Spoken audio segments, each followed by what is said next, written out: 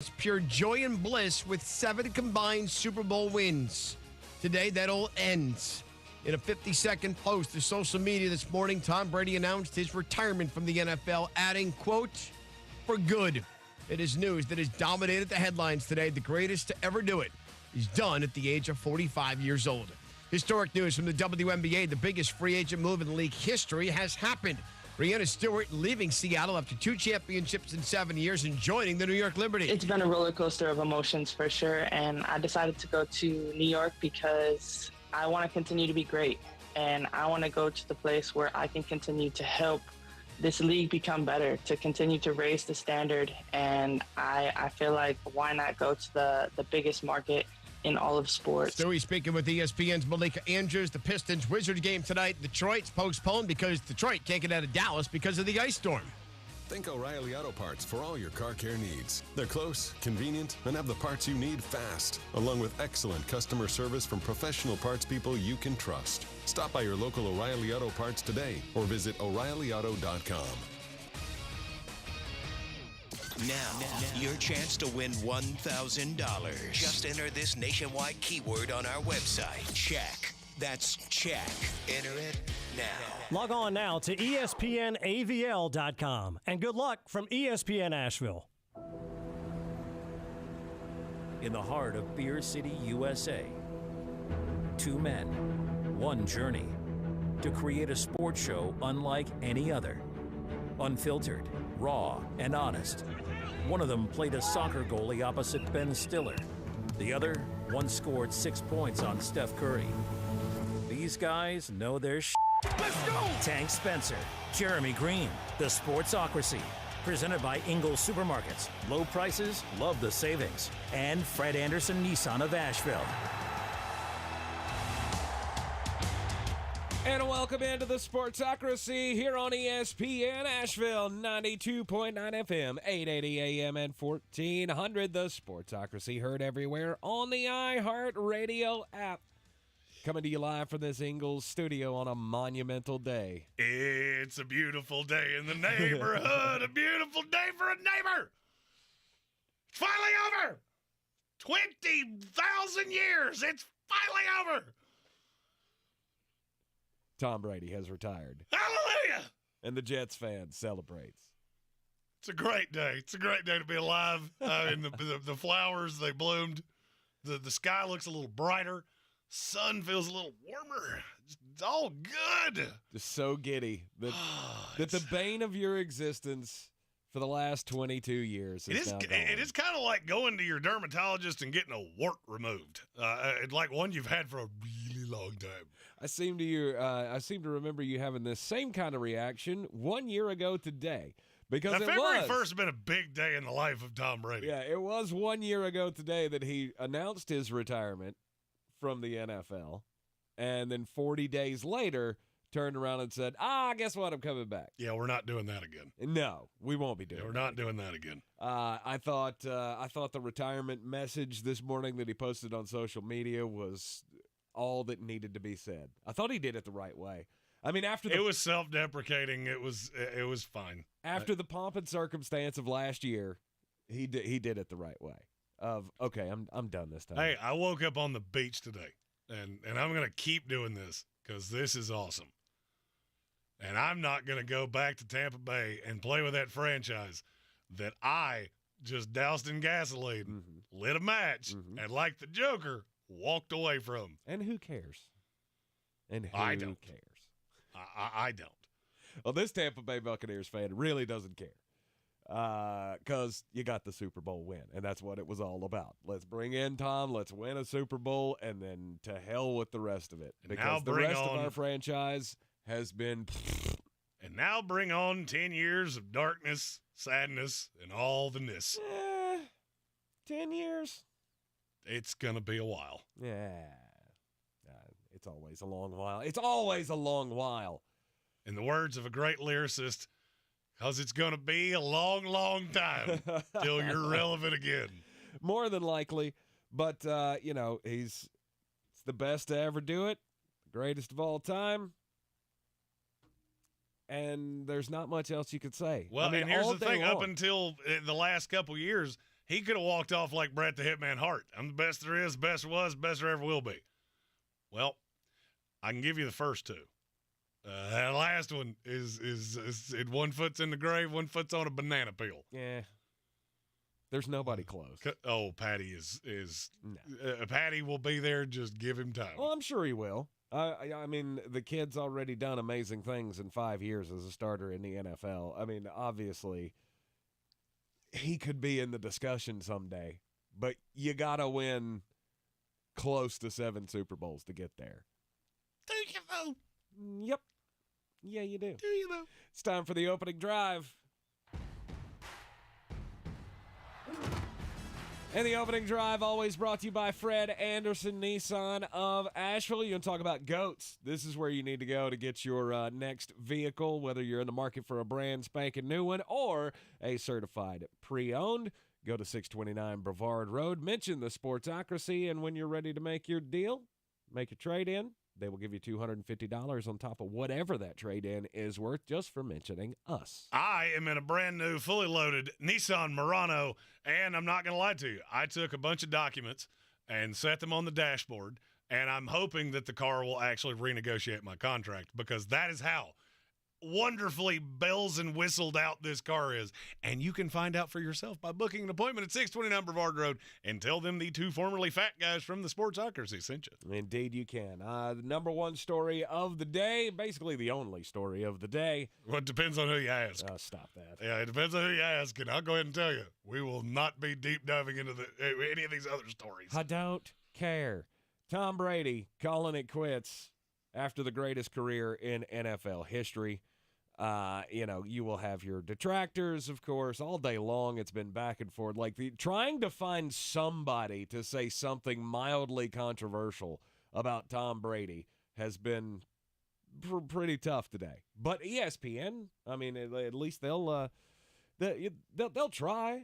They had Mike Francesa. Well, the mildly controversial is that it's not the headline story on ESPN right now. I don't care what you feel about anything else. This is the greatest quarterback that ever lived. Uh-huh. All right, if you're trying to feed me something else today, I got news for you. You're doing it wrong. 60 million people watch the AFC Championship game. And this is the greatest player in the history of the sport, and that's coming from a Jets fan. I don't care that he retired last year. I don't care that he's not quite the same player he was 5 years ago. This is a monumental day. Absolutely. ESPN this morning on was it on Get Up, I think. Anyway, they had a reunion. Or no, it was on First Take. They had a reunion of Mike and the Mad Dog. And Mike Francesa came on there and started spouting his BS, talking, Tom Brady's not the greatest of all time. He's not the greatest regular season quarterback of all time. That's because that's what Mike Francesa does. He's not even the best Super Bowl quarterback of all time. I'm a New York sports guy, and I'll even say that. Look, this is not even debatable. No. The guy went out with the career record in damn near everything. The thing that I've found really funny today is how many people are surprised. It blows my mind that anybody is surprised by this. And maybe it's because I'm an egotistical guy myself. I saw it as he was walking off against Dallas. This is over. Mm-hmm. Well, I don't want to go out that way. Nobody will remember that 2 years from now. I promise you. Nobody will care. No. If he'd have done it again, then we would have remembered.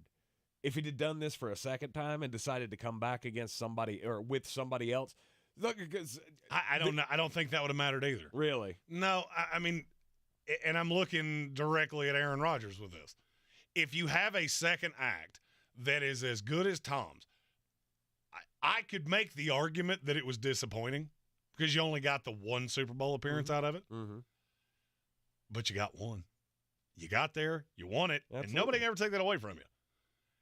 And so for me, I will always remember him as a Patriot. I will remember him as the thorn in my foot. I will remember him as the hemorrhoid that no cream would get to go away.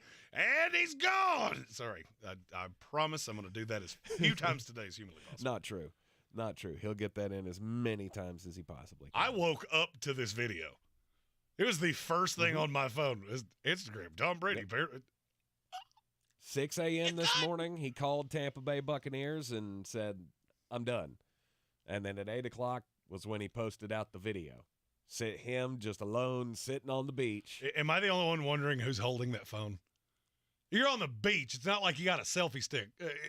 Tom Brady doesn't strike me as selfie him? stick. It was pretty close. It was close, but it wasn't that close. It didn't look like I somebody else saw somebody was holding breaking it. down the angles of, it appears that somebody else is holding this camera. So what if they were? I care less. I do love that Gisele Bündchen felt the urge to go. T's a piece. Mm-hmm.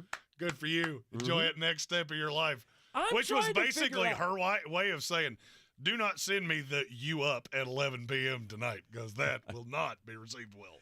I don't understand. Like there have been so many people who have commented on this today, like, oh, I wish he had this baggie because he lost his wife and his kids over the last year. Well, not really. I mean, he got divorced, which they were already on dire straits anyway. I mean, there's been a lot of stories about that. Through the season before that, we had talked time and time again about how she had moved back to New York because she didn't want to be in Florida anymore doing the football thing. Like, they were already on rocky ground, and you think like she's never gonna let him see his kids again. They bought like matching mansions down in Miami so that they can co-parent the children. Look, coming from a guy that I have a lot of experience in relationships, not all of it good, most of it pretty bad actually. If your career is what led to this, well, 1 year I want to go back and finish things. Yeah, well, you probably where you were headed anyway. Mm-hmm. Because you being home all the time, that's not going to make it better. No. If you're irking each other that bad, and you only really see each other half of the year, it's probably not long-term viable, if you will. And now Tom will go into the booth.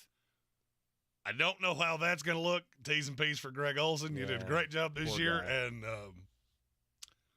back to the B team. Yeah, back to Washington Commander, New York Giant football.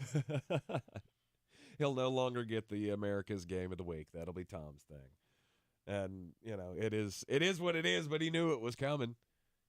Greg Olson got the one shot. Now, for where he goes from there, I mean, he's going to be a great number 2 for Fox for a long time. And if he continues to get better, then we can have a bidding war over his services for the prime time spot. But that was only going to one place, and that was Tom Brady. That's why they gave it. What was it? What was it? $380 million. $380 million. Yeah, for 10 years. Yeah. Yeah, I think he's going to be just fine. I think he's going to do just fine. Oh no! What is Tom going to do without football? He's going to keep footballing on your television every Sunday. I can actually tell you exactly what he's going to do. Do you remember a cartoon character named Scrooge McDuck? He had a room full of coins with a diving board, and that's kind of how I view Tom Brady for the next 10 years. Mm-hmm. Just swimming in a mountain of money. Dark Soldier says marriages don't end so abruptly because someone wants to wait another year to retire. Correct. Yes, the hell they do. When they've been having the discussion for 4 damn years. But that's what he's saying, is that wasn't the only problem. Oh, no. Sloan Jordan said he showed up for 40 days and they realized, I don't really like you. And then it was over. Right. I'm not a marriage counselor, but, yeah, I mean, I could also look at 2 and 2 and go, 4. Exactly. I see 4. Exactly. Now, we talked at the beginning of the season when he made the call. Hell, we talked 40 days after the first retirement. Should he have come back? No. No, the last year was a horrible idea. Right, and this year was just proof in the pudding of this was a bad idea. But we're not going to remember that. No, you're going to remember the good times. We're going to remember 7 Super Bowls. I will never forget the 2020 season, just like every other Tampa Bay Buccaneer fan. We'll remember how it ended, but it started with a Super Bowl. You were one play away from the Super Bowl the next year, and in the last year just kind of crumbled apart. And February 1st, the date of 2 Tom Brady Super Bowls and 2 Tom Brady retirements. That's a big day. That's right. That's a big day in your life. So good for Tom Brady. That's right. Now we have to focus on the doom and despair that he has left in his wake. So for the rest of the hour, we're going to talk about what you do now. And it's not just Tampa Bay. Tampa Bay is what we're talking about next. Mm-hmm. There are ripples here that go quite a ways. Because you've got a lot of teams going, man, I need a quarterback. There's not a whole lot of options out there. No, there really aren't. But you got to think about it as well.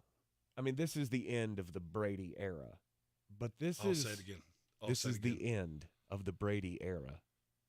Oh, but in that time, that was you people that like massages. That's why, because I just got like a cold chill down my spine, and it's a beautiful day to be alive. But in that time, I mean, think about the monumental change that we've been through at the quarterback position in the NFL. I mean, you've taken Peyton, Eli, Big Ben, Drew Brees, Phillip Rivers, Tom Brady, all of these guys that have dominated the playoffs, dominated the regular seasons for so many years. Now it's all gone. Now the only holdover. But see, to me, that's been gone. You've been in the new era of this for several years. Tom got the Super Bowl. Woo! He hadn't been in the Pat Mahomes, Josh Allen class for several years. You had a really good roster and a really good year to start. Mm-hmm. The transition has happened. And now I'm more worried about what is the transition going to look like in that uniform that he just took off. You are in the Sportsocracy here on ESPN Asheville. When I finally drove the old car into the grave, I knew there was only one place I was going to go. Fred Anderson Nissan of Asheville, home of the family plan. And yes, they treat you like family. I went in, told them what I was looking for, told them my budget, and in no time, I was signing the paperwork on my certified pre-owned vehicle. They have the area's largest selection on quality pre-owned vehicles and certified Nissans. They go through a 167-point inspection, so you know it's not going to let you down. They gave me the Carfax report, so I know the history of my vehicle. And the Fred Anderson family plan gives me things like oil changes and car washes and loaner cars if I have to have major work done on the car in the future. For me, buying a car has always been an intimidating thought. But the folks at Fred Anderson Nissan of Asheville made it super easy. Don't be like me. Don't wait till the last minute to get a deal done. Go to AndersonNissan.com or stop by the showroom at 629 Brevard Road. And don't forget to mention we sent you from the Sportsocracy and get a $250 bonus on your trade-in at Fred Anderson Nissan of Asheville. Real estate isn't about properties. It's about people. I'm Clarissa Hyatt-Zach with eXp Realty, your native realtor serving all of Western North Carolina. I will work hard for you, and I believe in doing the right thing every time. I market each of my listings to reach out-of-town buyers. I use a professional photographer and drone video on every single listing, as well as collaborate with agents across the country to find your buyer. Check me out online at clarissasellswnc.com or give me a call at 828-774-6343. It would be my pleasure to assist you through the real estate process. I'm Martin Hoke, the inventor of Navage Nasal Care, and I love Navage. I've told you about how your nose is the body's air filter, that Navage's powered suction will help flush out allergens, viruses, mucus, and germs, and that Navage will help you breathe better. But what do other people say about Navage? Like Josh, quote, "After walking around my whole life being a mouth breather, I was excited to try Navage. I read the directions carefully, pressed the button, and oh my gosh, what a sensation. So much mucus, so much crud, but oh sweet, merciful air, I can finally breathe you through my nose. Never have I ever taken such an amazing breath in my life. This is a life changer," unquote. He's one of over 100,000 online reviews praising Navage, the all-natural solution trusted by over 3 million people to help you breathe better, sleep deeper, snore less, and stay healthier without drugs. Navage is available at Walmart, CVS, Walgreens, Target, Rite Aid, and online. Navage, Navage, clean nose, healthy life. I always wanted to learn Spanish, but I never thought I'd have the time. Then I discovered Babbel. Babbel's lessons are fun.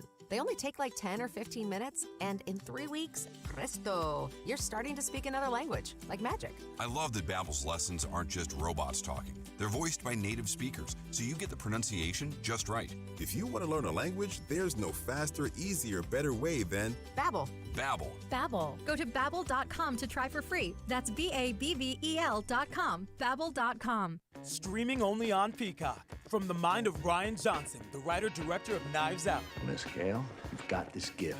Always knowing the truth. I only know if something is a lie. The real trick of it is to figure out why. Natasha Lyonne is Charlie Cale. It wasn't an accident. I think there's been a murder. You watch too much Dateline. A new 10-part mystery series. Wolves on my fender. I gotta keep moving. I have been kind of a death magnet. Poker Face, streaming now only on Peacock.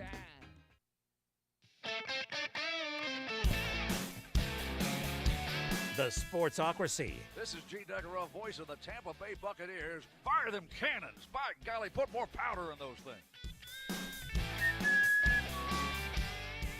Oh, yeah. We won't get to hear that anymore, obviously, because it doesn't have anything to do with Tom Brady, because Gene Deckerhoff has retired. He went as Tom Brady went, retired with the last game of this past season. As did your team's ability to score points. Well, I mean, that's still debatable. Is it you debatable? You still have two superstar wide receivers on that team. And who's exactly is going to throw it to him? Well, that's that like we having don't two know. Maseratis in the driveway and saying, I can't drive a stick. That's up to Jason Light to figure out. Is he going to go with Kyle Trask? Is he going to just roll with Blaine Gabbert?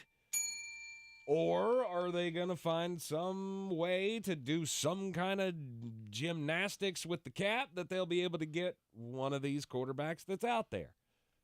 All right, so walk me through this. Because I I've heard this today. Well, they can go chase Derek Carr. And I can't emphasize this enough, Derek Carr has a no-trade clause. Derek Carr dictates where Derek Carr goes. Yes. And newest thing that I'm hearing around the league, he's going to say no to everybody. I'm going to make you cut me. Yeah, cut me. Which is brilliant. Absolutely. B, I mean, the way they treated me, screw you guys. So you're Tampa Bay, fire them cannons, by golly, put more powder in them things. You're $55 million over the cap right now. Yes. You told me something before the show of, well, if Tom signed a contract for 1 year for $1 million, we could actually push his cap hit.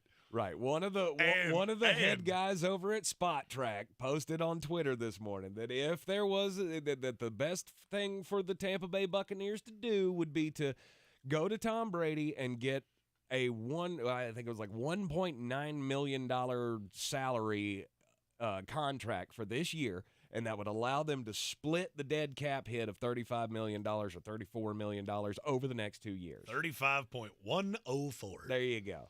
So 11 of it would come due this year, and then you could push 24 million of it to 2024. Well, okay, and let's just say you did that. You're still $35 million over the cap. That's with no Jamel Dean, no Levante David, just a slew of other players. Well, they're gone. Do you really think Derek Carr's looking around going, oh, yeah, I want to do that? Hell no. No. Here are your options if you're the Tampa Bay Buccaneers. You can try to cobble together what would best be described as a really weak attempt at trying to be a division winner with, I don't know, Jameis Winston or Andy Dalton or somebody like that. I'm 100. Somebody said it in our YouTube chat this morning, and I'm now 100% on board. Please bring Jameis Winston back. That was me. That was this Please guy. bring Jameis Winston back for just pennies on the dollar. And here's the thing. It would be the most Tampa Bay Buccaneer thing you could possibly do.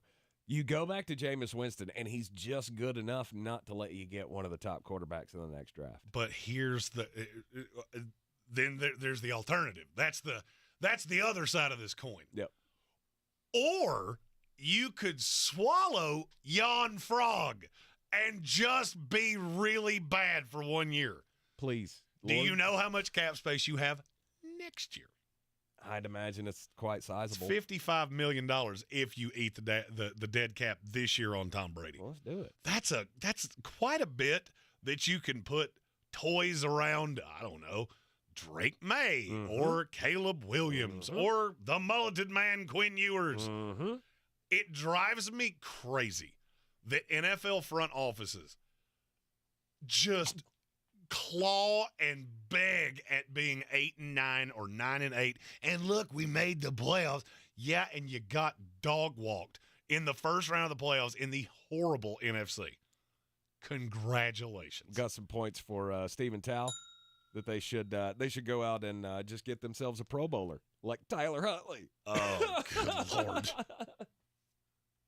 Now, look, the solution here is easy.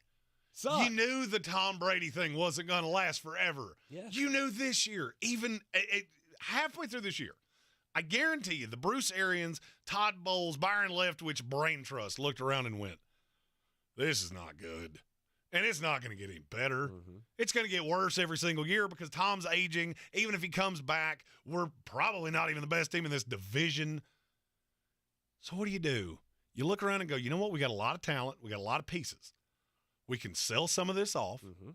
Some of you guys like Mike Evans, Chris Godwin, I hate to tell you, but this next year is probably not going to be a banner year for you. Nope. Because it's going to be the Kyle Trask, Blaine Gabbert show.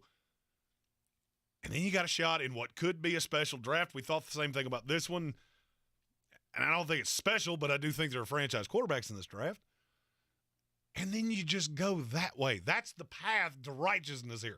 It's not, well, could we get Derek Carr for what? No. For what?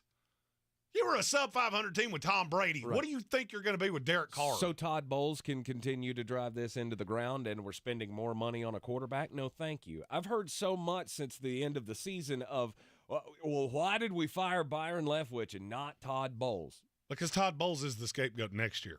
Bingo. Because the stink of this would not have been alluring to anybody. No, there's nobody that wants to come in and take this job for a year when you have no quarterback. And you're in cap hell. Yeah.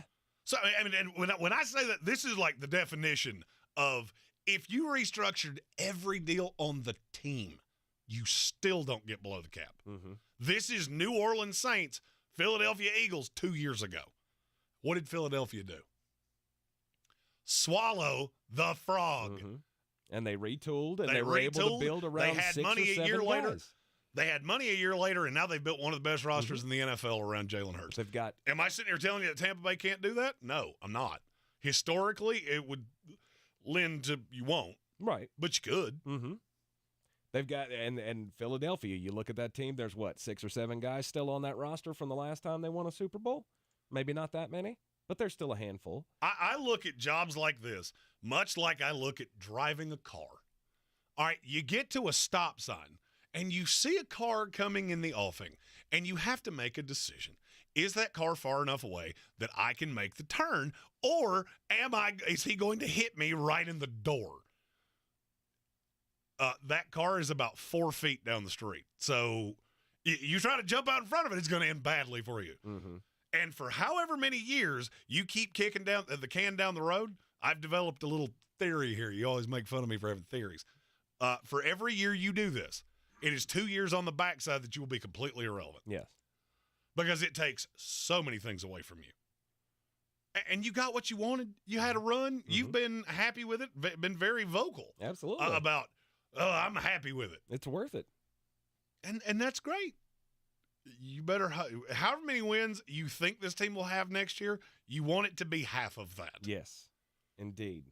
You want to pick high. You want to be able to have some hope going forward.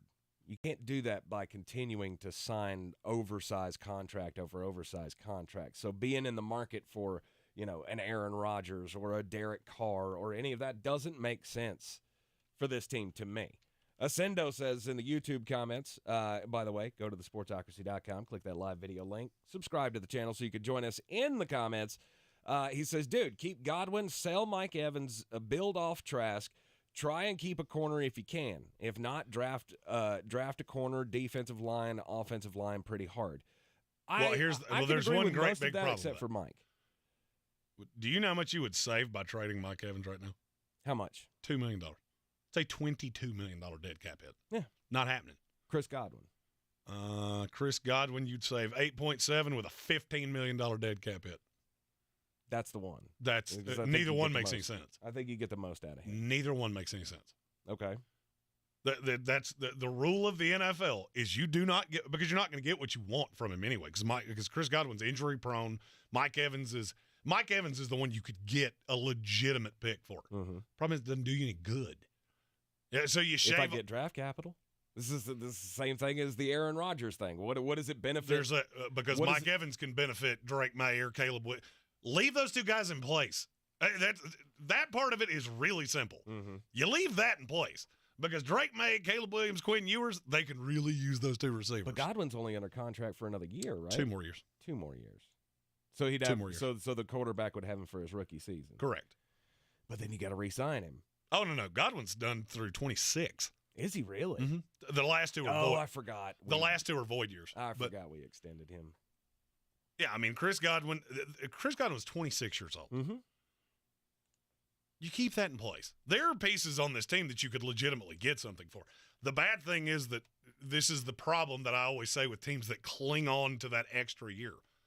The Chris Godwin deal is an albatross. Nobody's trading for that. Yep. I mean, I get he's 26. He's been hurt in almost every year he's been in the league. Might be every year he's been in the league. Is. I don't think he's had a full season. Shaq Barrett, it would actually cost you more money to trade him than just to hold on to him. Yeah, he's not going anywhere. Now, you get past June 1 and all those things, but then you're starting to get into the next year's cap space, and this doesn't make a whole lot of sense. The solution here is really simple. Keep as many of these guys as you can. Mm-hmm. If there are players that you can get something for and it not hemorrhage your cap situation, okay. That's not as common as people think it is. That's an NBA thing. The NBA is where your star player retires or signs elsewhere and you just go blow it up. Because there's not any dead cap space in the NBA. There is in the NFL. Mm-hmm. And every one of these deals was front-loaded to the absolute extreme with bonus money. It's as bad a situation as you can be in. But you can fix it in a year. You just got to be really bad for 1 year. You're in the Sportsocracy here on ESPN Asheville. This is your Exergen Temporal Scanner weather forecast on ESPN Asheville. Cold rain coming to Asheville for Thursday. Some half-inch rainfall totals tomorrow in the valley. Thankfully, our numbers in the 40s, so we're not dealing with ice like our neighbors over in Texas have been. 40 degrees our low tonight. Some rains after midnight. Half-inch rains Thursday, high 45. Then turning colder Thursday night with the rain ending, low 28 degrees. Much colder Friday, partly cloudy, high 36, low 20 Friday night. I'm meteorologist Scott Larimore. That's the latest Weather Channel forecast. This report is sponsored by Discover. We could talk about how complicated other banks make it to redeem credit card rewards. Or we could talk about how with Discover, you can redeem your rewards for cash in any amount at any time. Talk about amazing. Learn more at discover.com/redeem rewards. Terms apply. Everybody's talking about regenerative medicine now because people who have joint pain are getting real, lasting relief without drugs or surgery. QC Kinetics is the nation's leader in this exciting treatment. They use highly concentrated healing agents from your own body to restore and repair damaged joint tissue. If you have ongoing joint pain from arthritis or injury, call QC Kinetics. Steroids and surgery are not your only option, and regenerative medicine can get you moving again with no downtime. Stop taking the pain meds and discover this remarkable alternative. Thanks to QC Kinetics, this amazing treatment option is now available for everyone tired of joint pain. Don't put this off any longer. Spring is coming and you want to enjoy all life has to offer. Call QC Kinetics now, 828-333-9517. Get a free consultation with local medical professionals. QC Kinetics, 828-333-9517, with locations in Asheville and Greenville. That's 828-333-9517. On the free iHeartRadio app, you never pay to hear what you love, and you never wait to hear what you want. Save your money, save your time, and listen anywhere. Download the free iHeartRadio app for all your music, radio, and podcasts. iHeartRadio. Research shows listeners prefer a personalized experience. So to help you remember, Liberty Mutual customizes your home insurance. We personalized this ad for Amber, who really misses boy bands from the 90s. Hey girl, I'm the cute one, here to tell you how Liberty Mutual customizes your home insurance so you only pay for what you need. I'm the heartthrob. The only thing I love more than you is saving. And I'm the other boy in the band everyone forgot about. Only pay for what you need at libertymutual.com. Liberty, liberty, liberty, liberty. For more information about contests on the station, log on to espnavl.com. Since man created roads, they've been looking for ways to get off-road and vehicles to take them there. That's where Outlaw Off-Road comes in. A premier off-road center for Jeeps, trucks, and SUVs with a complete lineup of off-road and overland services, including maintenance and repair to make your vehicle all that it can be. Check out their location right here in Western North Carolina at 85 Avery Creek Road. Call them today at 828-974-8480 or visit them on the web at theoutlawoffroad.com. Love is... Wow, you're a lot blonder in person. Patient. Love is kind. You've just got to meet my David. It does not envy. Oh. Love never fails. So whoever you love, we're with you every step of the way. Boy, you must be outside your mind. The Sportsocracy. Just a bit outside. He tried the corner and missed. Welcome back into the Sportsocracy. Time to get just a bit outside. And today's story going to come to us, or my story going to come to us from the world of NASCAR. NASCAR has made a ruling. I go fast, turn left sometimes. Yeah, well, going too fast and going a little, I guess, too far left or not left enough. Well, if you go too far left, you wind up back in the pits. That's okay, so not left enough. So going too fast and not going left enough is going to be banned from now on. This goes back to the Martinsville race at the end of the season, the cutoff race, where Ross Chastain pulled the daredevil overtake at the end of the race to try to make the cut line, and did make the cut line for the playoffs. That will no longer be allowed. NASCAR says this is not a new rule change, that it's always been in the rule book, but after the Martinsville race, they had to go back and just do some refiguring on that and make sure that they were within their rights to tell guys you can't do that anymore. It says NASCAR will deem any future use of that maneuver as unsafe per such section in the rule book to ensure that our competitors do not employ strategies that may compromise the safety of themselves, other competitors, or fans.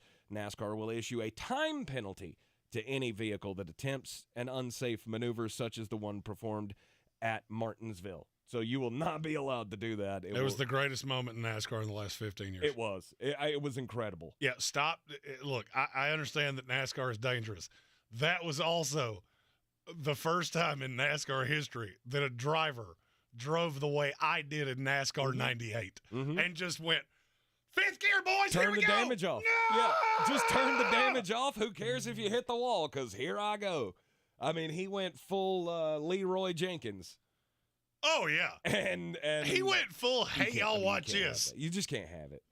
It was great for the one moment, but you can't sanction a move like that, because if he'd hit the door, I mean, I get it. But right, you end up with so many more possibilities of devastating injury or death if you let guys do that. So no longer will they allow the Ross Chastain move at the end of a race. So I have, for 2 years, been really angling for a game on this show. Mm-hmm. And that game is called Pro Bowler or Pro Bowler. Aha. And we're going to play this tomorrow. Oh, this is going to be fun. I have a list, and I'm going to test Tank. Awesome. Are these, and many of them are long snappers, special teams, aces, and I'm going to see how many that Tank knows. Is this a Pro Bowler or a Pro Bowler? Well, it's funny enough, I have a story about that. The U.S. Open of Bowling is happening right now in Indianapolis.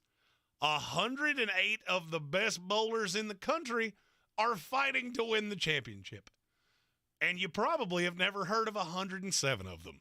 But there's one name on that list that is pretty familiar. And that name is Mookie Betts. Mookie Betts is in the U.S. Open of Pro Bowling. That's awesome. I didn't realize how good he was. He's damn good.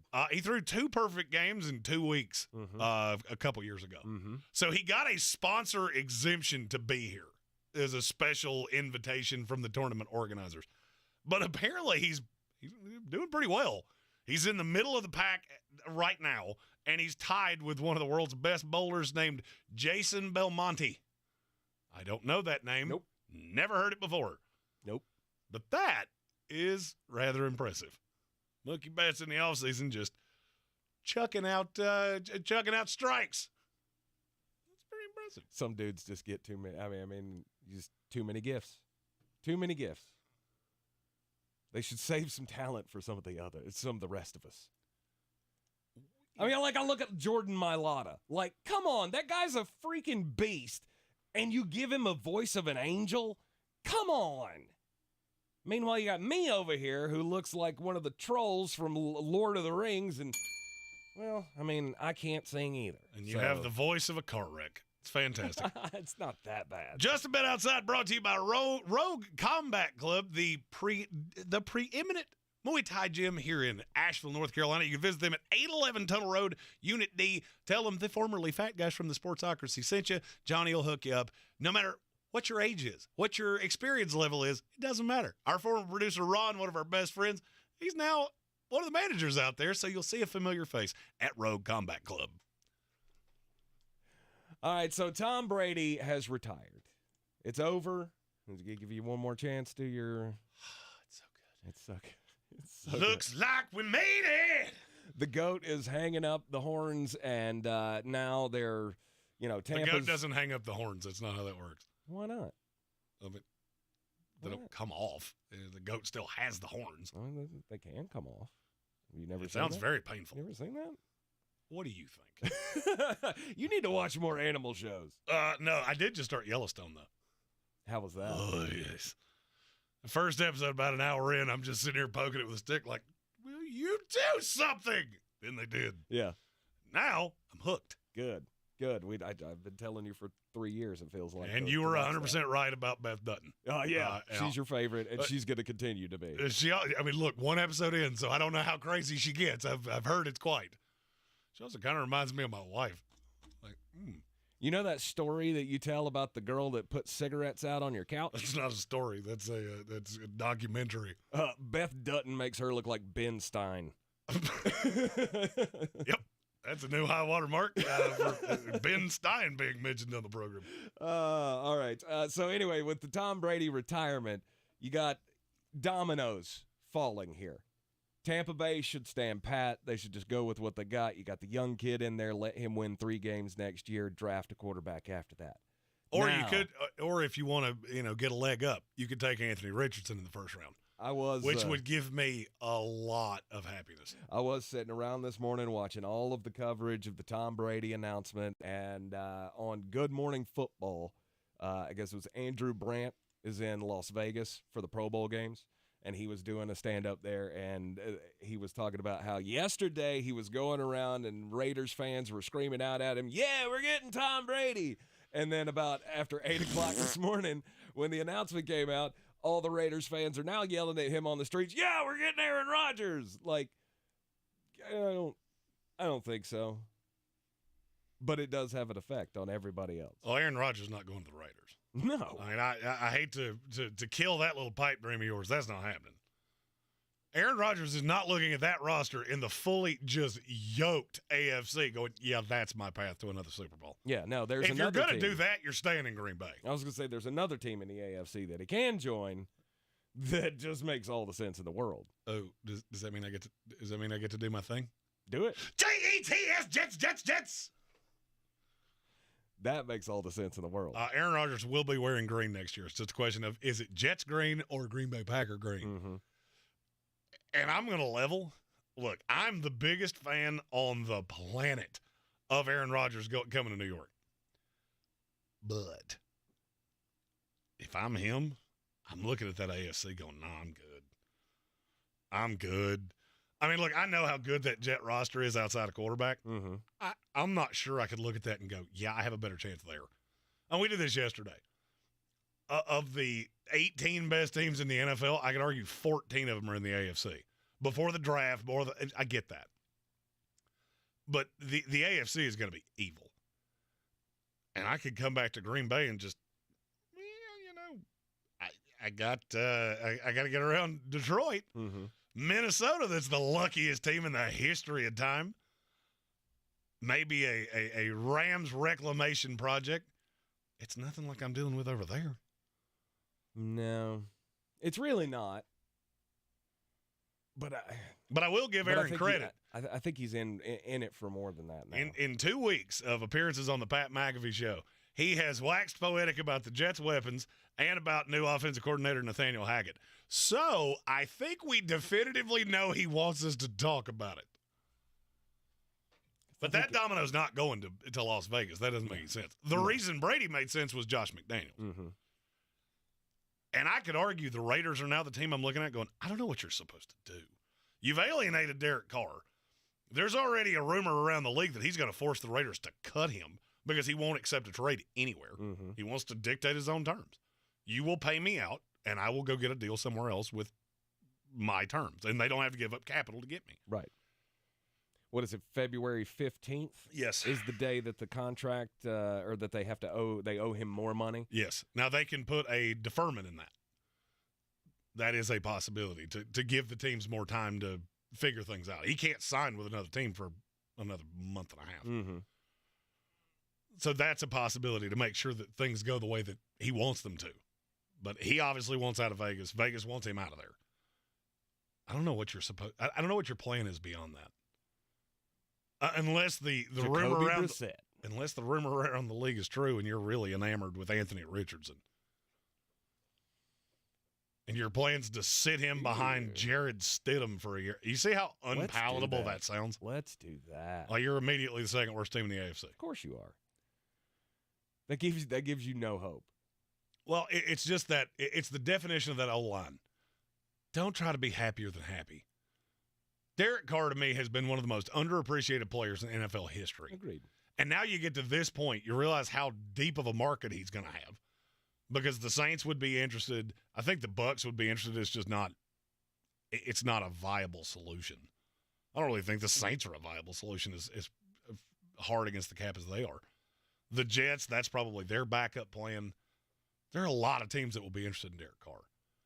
I don't know how many players are going to be interested in the Raiders, though. That's where I think they oversold this, which kind of makes me think you're actually after a rookie. I don't know how you're supposed to sell this. All right, well, I've got Devontae Adams and I've got Darren Waller. Ugh. Darren Waller, who plays about half the games out of the year, and Devontae Adams, who's already in his 30s. That's what you think I'm going to go win at a high level in the AFC with? And Josh McDaniels? No. Who from every indicator is just as tedious of a person as you can possibly ever think of dealing with? Mm-hmm. Yeah, I don't. The Raiders are the big loser of this Tom Brady thing to me. Yeah, I would say Devontae Adams is the bigger loser out of all of them because he gave he went from Green Bay to go to Las Vegas and thought it was going to be something special, and he had a great year, but now they're ditched a quarterback and you have nothing. And I won't be surprised to see him just start jawing. I mean, start talking about I want out of here. Devontae, he's already said he's committed to the Raiders. Because I would. God knows I would. Well, I mean, with the contract, there's nothing you're going to do. That's one of the things that's always funny to me, is that we undervalue how difficult it is to move one of those deals just a year after you sign it. Mm-hmm. It would benefit the Raiders exactly zero. So I just feel like the Raiders, they overplayed their hand here. And you made this uncomfortable, and you made it to where there's no going back. There is no, we can hat in our hand, go back to Derek Carr and say, well, we were just kidding. We didn't mean that. We love you, guy. You're our guy. Yeah, no. The fact that Derek Carr is going to show up this week at the Pro Bowl wearing a Raiders helmet. Will he be, though? Well, what else is he going to wear? I don't know. Fresno State. I've enjoyed the meme going around that just has the shield on the helmet. Like he's just wearing like a white helmet with the NFL shield on the side. like he's on the official free agent roster on Madden or something. The more I look at the Raiders, the more it feels like you're going to have a Jimmy Garoppolo. Mm-hmm. It's some reunion with Jimmy Garoppolo and McDaniels, because I don't see where else he goes. Nowhere else makes that much sense. Oh, he could go to the Jets. Well, that kind of went out the window when you hired Nathaniel Hackett, because now you're not running that same offense anymore. Mm-hmm. The fact he's familiar with Saleh doesn't matter. Saleh's the defensive guy. Carolina Panthers? To me, I told Cowboy John Rutten this morning. He was talking about what Carolina was going to do at quarterback, and I said, if I'm Carolina in this week draft, where the 6th pick and the 36th pick is going to yield you vaguely the same player, I'd be calling the Bears saying, what do I have to do to get up to 1? Whether it's Bryce Young, Will Levis, C.J. Stroud, I don't really care who you're after. What do I have to do to get up there? Because 9 is a wasteland. Mm-hmm. But are you that close? It doesn't matter. Isn't that in this situation, that doesn't matter. You have to look at the class you're dealing with. This is what I said about the Falcons. A lot of people kill me when I said the Falcons could give up 8 for Justin Fields with a conditional pick. Right. That's beneficial to both. You have to look at the situation these teams are in. Chicago has the number 1 pick. It doesn't matter if there's a player there worth taking it. If they get stuck there, you're taking the best player on the board. Well, the best player on the board is Bryce Young. I don't really know that it's all that close. Mm-hmm. I mean, if you have Jalen Carter or Will Anderson by themselves, good luck. That's going to make you look like a dum-dum in a hurry. And if Bryce Young goes to Houston and becomes a 10-time Pro Bowler, you're LMNO fired. That's the point. It's nothing. None of this is done in a vacuum. But you look at Atlanta or Carolina, several of the teams in this boat, there are 4 elite players in this draft, and one of them's a running back. Well, they don't come to you at number 7 and go, well, would you like to pass and take a second-round player and pay them second? No, you're paying them number 7 pick money. And if you're reaching there, then it's not the value that you want it to be. Mm-hmm. So if I'm Carolina, all in. And frankly, if I'm the Raiders, all in. You want picks? Let's go. I'll give you 7 this year. All in on the move up to number 1. I'm more convinced right now that there will be 3 quarterbacks in the top 5 than I have been at any time. And I'm not sure there won't be 4 in the top 10. Wow. I can't wait for the next mock draft to come out, which will be Saturday, you said? We're going to do some stuff with the Senior Bowl coverage. I say, the trade of the Sean Payton pick. I went, well, we'll just do a mock draft tomorrow. Well, it's Senior Draft week, or it's Senior Bowl week. So maybe I put the cart a little before the horse. There is another mock draft coming very, very soon. You are in the Sportsocracy here on ESPN Asheville. When we come back from the break, time for Jeremy's Bangers of the Night. Everyone's heard about the housing market and this being the best time to sell a house in years. But the same thing applies to cars. Whether you're looking to buy a car, trade in, or sell that car in the driveway collecting dust, Fred Anderson Nissan of Asheville wants to buy your car. They have 2 on-site managers that work with Kelley Blue Book to give you top dollar for your vehicle. You can even have your car appraised instantly at AndersonNissan.com. Stop in and visit them today at 629 Brevard Road in Asheville or call them at 828-365-1663. Rogue Combat Club, Asheville's home for comprehensive martial arts training, has a goal for our community, one that's stronger, more fit, and unwavers in its support of one another. Rogue Combat Club's instructors have competed at the highest levels and offer classes for everyone from young children to adults in Brazilian Jiu-Jitsu, Muay Thai, and wrestling. Rogue Combat Club classes can help you boost your self-confidence and self-defense skills while weeding out the egos and intimidation found at other gyms. Join today at RogueCombatClub.com. I believe real estate isn't about properties. It's about people. I'm Clarissa Hyatt-Zach with eXp Realty, serving all of Western North Carolina. Navigating the home buying and selling journey can feel overwhelming at times, and that's why having an agent who cares about you and your needs is key. I'm a native of Western North Carolina, and I close over a home a week. I'm an expert in the market, pricing my sellers correctly to net you the most money, and working as a skilled negotiator for my buyers. Please give me a call today at 828-774-6343 to set up a complimentary market analysis. If cleanliness is next to godliness, look around the car right now. Is that very godly? Look, life comes at you fast, but so does WNBA Auto Detailing. They have the tools to make your interior look like it's coming off the showroom floor. You don't believe me? Check them out on Instagram. All that filth and years of stains disappear. WNBA Auto Detailing does full interior and exterior details with paint correction, and they do wax and ceramic coatings. Call WNBA Auto Detailing at 455-3700. Premium care with a Southern hospitality touch. It's the final days to save big store-wide at the Truckload event at Lowe's. Right now, get limited-time deals on your favorite tools and accessories. Plus, get 10% off in-stock kitchen cabinets with a $1,000 minimum purchase. And save even more on clearance cabinets in-store. Hurry and shop the Truckload event in-store or online while you can. Must ask cashier to apply discount at time of purchase. Exclusions apply while supplies last. Selection varies by location. See Lowe's.com for details. Valid 126 through 28. I always wanted to learn Spanish, but I never thought I'd have the time. Then I discovered Babbel. Babbel's lessons are fun. They only take like 10 or 15 minutes, and in 3 weeks, presto, you're starting to speak another language, like magic. I love that Babbel's lessons aren't just robots talking. They're voiced by native speakers, so you get the pronunciation just right. If you want to learn a language, there's no faster, easier, better way than Babbel. Babbel. Babbel. Go to Babbel.com to try for free. That's BABBEL.com. Babbel.com. Coffee still closes on. Get them the money. Then when you get the money, you get the power. That watch costs more than your car. Then when you get the power, then you get the woman. Aha! A rare, seemingly winning night last night leads me to say, I'm back, baby! And tonight's schedule is really gross. If you look down the NBA schedule, there's a lot of Orlando Magic at the Philadelphia 76ers. Boston Celtics hosting the Brooklyn Nets B team. Yeah, I'm good on all of that. And I have to say, for posterity's sake, if the Laker game doesn't go overtime, I'd have been 4-1 last night. But we'll settle for 3-2. This is Greene on Greene, brought to you by Ingles Markets. Low prices, love the savings. There is one game in the NBA that I really like tonight. The Golden State Warriors travel to Minnesota. They're a 3.5-point favorite.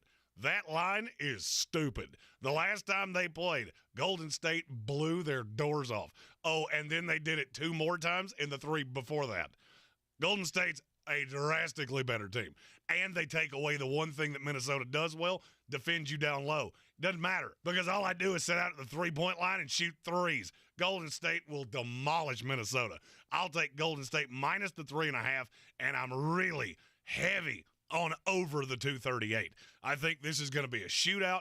Minnesota will keep it close-ish, just enough that you see Steph Curry and Klay Thompson come in for that last shift, and that'll be enough to go over 238.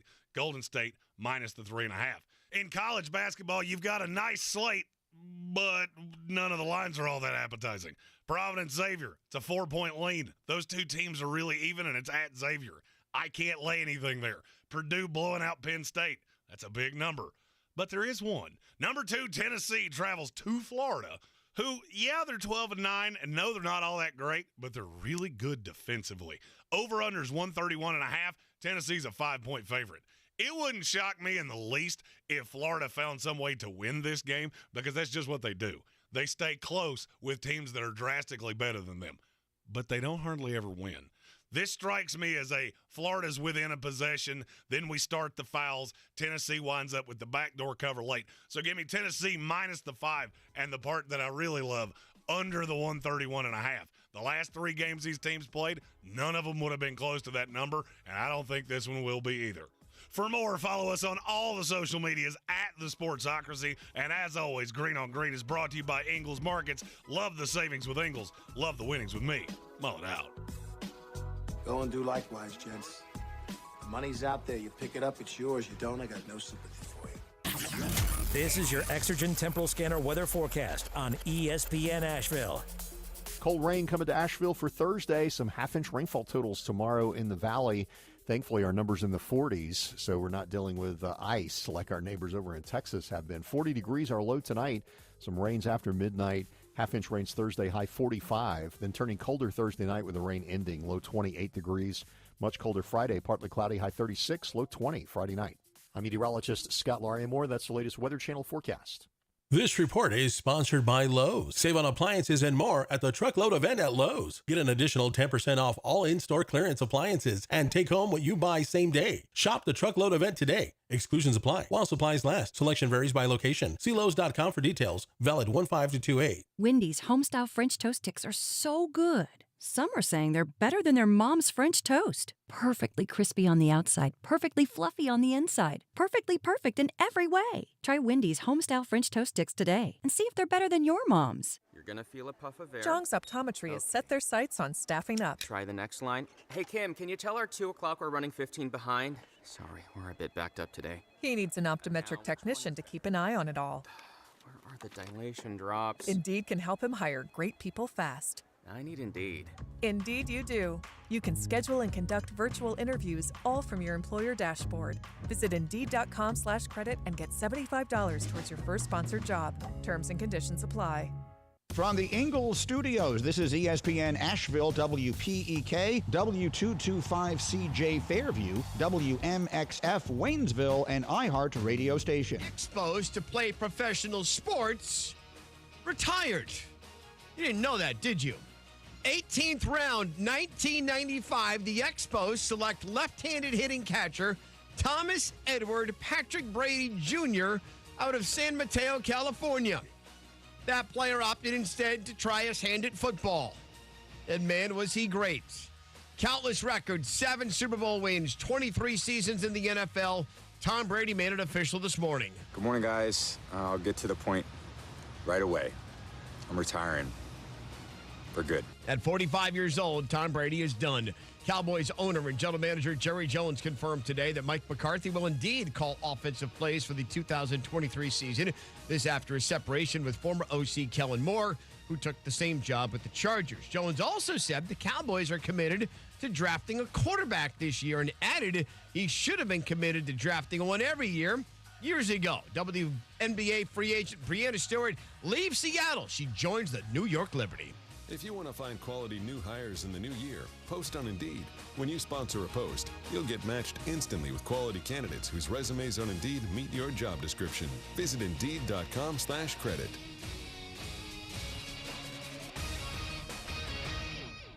Now, your chance to win $1,000. Just enter this nationwide keyword on our website.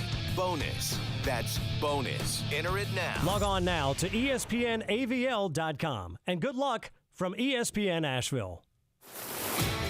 He's a degenerate gambler. You are a smelly pirate hooker. And he's cheaper than oxygen. He's useless. But somehow, they make it work. Jeremy Greene, Tank Spencer. There's no holding back in the Sportsocracy. Presented by Ingles Supermarkets and Fred Anderson Nissan of Asheville. And welcome back into the Ingles Studio on ESPN Asheville. 92.9 FM, 880 AM, 1400. And, of course, the Sportsocracy. Heard everywhere on the iHeart Radio app. You can also see us live on YouTube. Go to thesportsocracy.com, click the live video link, subscribe to the channel so you can join us in the chat. Also, you can join the House of Reprehensibles. Get into our Discord chat. $2.99 a month to show a little love for the Sportsocracy. Get that little beer mug next to your name in the chat. And chat's always fun. Right now they're talking about Carolina Panthers and Justin Fields, and they're screaming for you, Jeremy. They're screaming for you to shut this down now. I can't. You think Justin Fields is in play for the Panthers? I think everything's in play. Chicago is the domino, and look, we talked about them yesterday. They're the domino that has to fall, because they have so many pieces in their hands. One way or the other, either Justin Fields or the number 1 pick's getting dealt. Mm-hmm. What happens if nobody calls on one, which is entirely possible? Just hold their feet to the fire. We're not going to be leveraged out. And then what do you do? Part of me feels like somebody's going to call. Depends on what the price is. And we continue our off-season previews with another team that has quite a number of cards in their hands. No pun intended. Oh, the Cards. The Arizona Cardinals. Yes. What will 2023 look like for the Cardinals? Well, we already know Kyler Murray. He's going to be out for a while. Probably miss half the year. Yep. Mid-season next year, you get Kyler Murray back. DeAndre Hopkins wants to be traded. And that I haven't heard much on that since the first statement was made. Well, I mean, there would be interest, but it's going to cost you a ton. If you're Arizona, it's almost cost prohibitive to trade him because it doesn't save you anything. You're still paying him a ton of money, even if you deal him. And you've got one primary need right now. You need a coach. And it seems to be you're on your second round of interviews because everybody you were really interested in either is staying where they are or has gone somewhere else. Mm-hmm. Well, this isn't exactly like the most sought after job. No, the rumor was that Sean Payton wanted some facility upgrades and a lot of things that apparently Arizona just wasn't willing to commit to. Mm-hmm. So they were never really in play.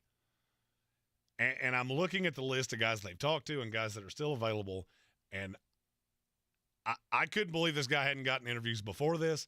He just interviewed for the first time with Arizona earlier this week. I'm here, again, saying that this dumpster fire franchise should hire Lou Anarumo. Mm-hmm. That's the right call. Offensively, you've got talent. I mean, look, I don't love Kyler Murray, but you're in it now. You're in, for better or worse, that's where you're going. Right. You can't stop anybody defensively, and you haven't been able to forever. So if I bring in an old school NFL guy, and I just know that the defense is going to get better, I let him pick his own OC, bring somebody from Cincinnati with you. There are a couple. Johnson. Well, Brian Johnson's Philadelphia. Okay. I mean, you could do that, but I don't know if they have any. Who's the Brian I'm thinking of? Brian Callahan is he's the other guy that's from the Bengals that's interviewed for this job. Yeah. But he's the OC. He's not. I don't think he's leaving for an offensive coordinator job, even though this could. That to me is the play. This is not a very desirable job, and I heard somebody make this comparison of the last time that this happened to them, where their first choice didn't get out of the building with the at the time the San Diego Chargers. And that's when they hired Bruce Arians. Mm-hmm. I kind of view this the same way. Lou Anarumo will not be the sexy hire around the league. That's not going to win the press conference. But I think it could win games. Mm-hmm. And I'm not in love with the roster, but you've got a lot of pieces. I mean, to me, I guess I'm watching Hassan Reddick and how, I'm not going to say bad, but inconsequential he was with the Cardinals. Going, you got a lot of Zaven Collins and Isaiah Simmons and Budda Baker, a lot of players on this defense that I don't feel like you've ever put in the best position to succeed. Right. And if you get the defense right, it makes it easier to get the offense right. I mean, this has been a team that's been in track meets for years. And I feel like you have the pieces that you don't have to do that. I mean, this is my favorite landing spot for Will Anderson. You have him with Isaiah Simmons and Zaven Collins. And talk about a very versatile defense. They've always been height, weight, speed. Right. He fits the mold of the players that they've drafted over the last few years. And I feel like there's enough pieces there that you could probably put a pretty coherent defense on the field. Mm-hmm. I mean, next year's borderline already lost anyway. I mean, no, you don't have Kyler Murray for 8 games, so you're trotting out what? Is it Colt McCoy for half the season? Ugh. Yeah. It's not going to be some of your 2-6 when Kyler comes back. That's not really a recipe for success. No, and it's another lost season. I think that's what a lot of people in this cycle are looking at. Is I'm already starting down 10 because next year almost invariably is going to be bad. Now, there's very little that you could do that would make this team even 7-10, 8-9. So I feel like you're going to have to give a lot of leeway. Tyler Cunningham just said the Cardinals have the worst scouting team in the league. They have for 30 years because they do not put the money into that, and it shows. That's how you wind up with Kyler Murray. Mm-hmm. That's how you wound up with Josh Rosen. I mean, I was a low-level writer at that time going, please, anybody but him, because everything I heard was negative. And then the Cardinals sit there and let him fall right in their laps and go, oh, look, we're smarter than everybody. No, you're dumber than everybody. Right. Everybody else knew the trap you were falling into. And it set you back. That's why I feel like you have to go. Cliff Kingsbury wasn't necessarily sexy, but he was a name. And he was the name that would take your job. Sean Payton, I feel like, used the Cardinals. That's the only reason he ever showed up in the building. He knew he wasn't taking this job. Mm-hmm. You can give me every dollar I want. You can come up with the trade package for New Orleans. I'm not interested. And I think a few of these other guys have too. Just show up there and go, well, the Cardinals are interested. Frank Reich. Did you really ever think Frank Reich was taking that job? No. Frank Reich would have done television for a year before he took the Cardinals job. No, I feel like this is a job that somebody takes that they can see, okay, I can not necessarily be a contender, but if I get these guys in playoff position, then I can probably parlay that into another spot somewhere else. If Arizona's not picking in the top 5 next year, I feel like whoever took this job should be considered for Coach of the Year. With the dumpster fire that Cliff Kingsbury left behind him. Yeah, especially with an. There are stories that have come out of this team that are almost beyond comprehension that an NFL team would allow things to get that bad. I mean, players just outwardly disrespecting him in meetings, didn't listen to anything he said. I go back to the little spat that they had, Kyler coming off the field. I don't even remember what game that was. But remember, Kyler comes off the field and he's just screaming, like at the top of his lungs, to Cliff Kingsbury, basically calling him an idiot. On the field in the middle of I think it was on a primetime game. It was the Thursday night game. Yeah. National television is out there for Saints. everybody to see. And it was at that moment, you were already convinced. But it was at that moment that I became convinced this is done. There's no going forward. I fell in love with this roster and out of love with this roster very, very quickly. You did. And I still feel like it has promise. But you need somebody that's a little more hard-nosed. You need somebody that commands the respect of the room. Mm-hmm. Stop worrying about, well, how do they work with Kyler? Stop that. That would be like owning a company and trying to find a new CEO, and you're worried about who's going to get along with your best sales guy. No. This goes the opposite way around. Right. The power structure here is that the coach is the one that sets the tempo. Mm-hmm. And I think that's why I've gotten so enamored with the idea of it being Lou Anarumo. Mm-hmm. He is well respected around this league. And there are a handful of organizations in the NFL that when I talk to people around the league, they just say it's a Bush League amateur franchise. And Arizona is always one of the ones on that list. Mm-hmm. From the ownership to the GM all the way down. And now you've got the new GM in Monty Ossenfort who's coming from Tennessee. And, look, that's a good team. It's not because they drafted so well. It's not because the player personnel guys were so bright.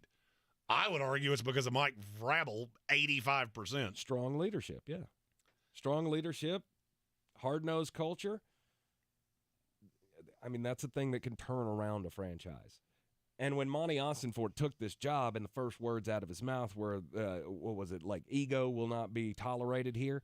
Well, good luck with that. Well, I mean, and that's fine because you got an egomaniac for a quarterback. Right. But you have to find somebody who can maybe control that. I mean, it's much like the Denver Broncos thing. So the Denver Broncos go out and they get Russell Wilson, and it was Russell Wilson's team. Well, now it's Sean Payton's team. Russ is not going to have as much say in what goes on in the building with Sean Payton standing there. And that's kind of what the Cardinals need to have right now. They need to figure out a way to not make this Kyler's team, but make this Lou's team or whoever they decide to go with. Well, part of the fear around the league, at least from what I've been told, is that there is some fear that what happened last year in Houston could happen in Arizona, that you bring in a coach. I've heard this is why Brian Flores is not really interested in this job. You bring in a coach, and then in a year he's the sacrificial lamb because things fall apart. Mm-hmm. Kyler Murray comes in, and then they have, in the second half of the season, they have a personality clash, and he goes to management and says, one of us has to go. Well, we can't move off of you. Right. So it's going to have to be somebody that's very hard-nosed, somebody that's very respected around the league. And I'm looking down the list here going, Lou Anarumo is the only one that really screams that to me. Aaron Glenn. This would be tough for a first-time guy because I don't know what the staff's going to look like. I would say the same thing about Ajiro Vero. Frankly, I'd say the same thing about Brian Flores. Offensively, you were not good. And so it's one thing if you're a defensive guy and I trust you to deal with the offense. And then I look at you're coming from Cincinnati that has 4 different position coaches that have interviewed for offensive coordinator jobs. All right, your staff is half built just because you leave and bring guys with you. What's Brian Flores bringing with him? Mm-hmm. Darrell Bevel? I'm Seacrest out. And frankly, if I was Brian Flores, I'd be Seacrest out as well. I'll go another year with the Steelers and interview for jobs in a year. Mm-hmm.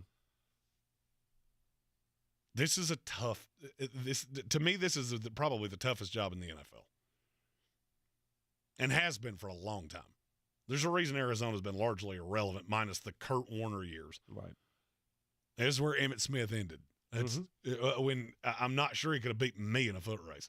It's always been the Cardinals have always been the franchise where players go to die, basically. Well, because they're a sideshow. Because they don't want to pay top dollar for anything. And I feel like you have to get this right. This is one of those fulcrum points where if you get this hire wrong, you could be irrelevant for 5 years. And you'll pay $250 million to Kyler Murray for absolutely nothing. Now, you could get to a point where you're paying $10 million a win, because there is a possibility that over the next 5 years they don't win 25 games total.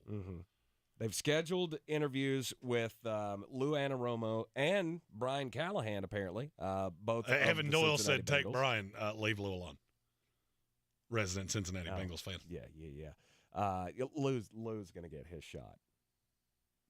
Don't you worry. Lou's shot at a head coaching job is coming. I'm shocked this is the only one he interviewed for. Ejiro Evero, the defensive coordinator for the Denver Broncos, he's already been interviewed. The other two were just scheduled at this point. Brian Flores, Aaron Glenn, they've already spoke to him. Vance Joseph, which is not going. No, to happen. I don't think you can have anything that's attached to Cliff Kingsbury. And then Mike Kafka. Those are the guys that they've either spoken to or have scheduled interviews with for this head coaching job. The other ones have already decided their futures. I would say Kafka's a slight dark horse here. I think that would be a difficult sell for me, as young as he is. I mean, I'm a year away from being able to have my choice of anything, and I'm going to tie my first shot as a head coach to this. Yeah, I don't think I'm going to do that. Yeah, I don't know, but why is Lou different? Because this will be his first coaching job. Yeah, but Lou's also considerably older. He's been in the league considerably longer. And I feel like he would get some assurances that Mike Kafka wouldn't. Lou Anarumo can retire doing what he's doing right now and know I'm competitive every year for the rest of my life. Yes. Maybe I never got a shot at the head job, but I had a great career, and I will be remembered very fondly in Cincinnati. And Mike Kafka's young, and he's under the tutelage of Brian Daboll. He's going to need to seek his own way.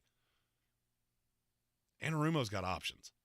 And I feel like that's why he's probably the perfect choice here. You are in the Sportsocracy here on ESPN Asheville. This is your time saver traffic on the new ESPN Asheville. No accidents or stalls in the roadways. Interstates 240, 26, and 40 all moving well.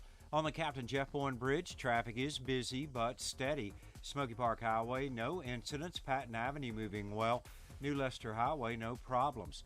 Hendersonville Road northbound approaching I-40 in the Shiloh area, traffic is slowing. Sweeten Creek Road north and southbound near Mills Gap Road, a few light delays. On the Charlotte Highway, no backups. I'm Lynn Benfield with your time saver traffic. This report is sponsored by Tyson Furniture. At Tyson Furniture, we have a huge selection of furniture, honest values, and great service. We are a big store, and Black Mountain has wonderful restaurants and interesting shops to explore. Visit us at Tyson Furniture in Black Mountain, where beautiful homes begin. Nothing says I love you like a clean home. This Valentine's Day, call the cleaning pros at Zero Res. Right now, mention ESPN Asheville, and you get 3 rooms of carpet cleaned for $119. Plus a free hallway. Book online at ZeroResAsheville.com. I always wanted to learn Spanish, but I never thought I'd have the time. Then I discovered Babbel. Babbel's lessons are fun. They only take like 10 or 15 minutes, and in 3 weeks, presto, you're starting to speak another language, like magic. I love that Babbel's lessons aren't just robots talking. They're voiced by native speakers, so you get the pronunciation just right. If you want to learn a language, there's no faster, easier, better way than Babbel. Babbel. Babbel. Go to Babbel.com to try for free. That's BABBEL.com. Babbel.com. Progressive presents Adjusting to the Suburbs. I never really thought about tools until I bought a house in the suburbs. It's like this weird homeowner test if I need a tool for a project and don't have it. And my neighbor Ted loves to give me that look when I ask to borrow a pole saw. A year ago, I didn't even know pole saws existed. And now I gotta borrow one from Ted? What is happening? Anyway, when you save with Progressive by bundling your home and auto, that's the easy part of adjusting to the suburbs. Progressive Casualty Insurance Company, coverage provided and serviced by affiliates and third-party insurers. It's time to discover the convenience and time savings of contact-free pickup with Ingles Curbside. Just visit shop.ingles-markets.com or download the app. and your Ingles personal shopper gets to work with specialized training on how to select the freshest items for a pre-scheduled pickup. They'll even text you with updates. You pull up to a designated space, and your personal shopper delivers your items right to your vehicle. Fresh, fast, and affordable. It's all in the bag. Ingles. Low prices. Love the savings. Tired of getting dinged by monthly fees on your checking account? You need Simple Checking from Home Trust Bank. With Simple Checking, you get all the essential checking services for free, including 100% online access and a free Visa debit card. It's everything you need from a checking account, but no hoops, no surprises, no monthly fees. Stop by today or call 800-627-1632. Simple Checking at Home Trust. Ready for what's next. Member FDIC, Equal Housing Lender. Everyone's heard about the housing market and this being the best time to sell a house in years. But the same thing applies to cars. Whether you're looking to buy a car, trade in, or sell that car in the driveway collecting dust, Fred Anderson Nissan of Asheville wants to buy your car. They have 2 on-site managers that work with Kelley Blue Book to give you top dollar for your vehicle. You can even have your car appraised instantly at AndersonNissan.com. Stop in and visit them today at 629 Brevard Road in Asheville or call them at 828-365-1663.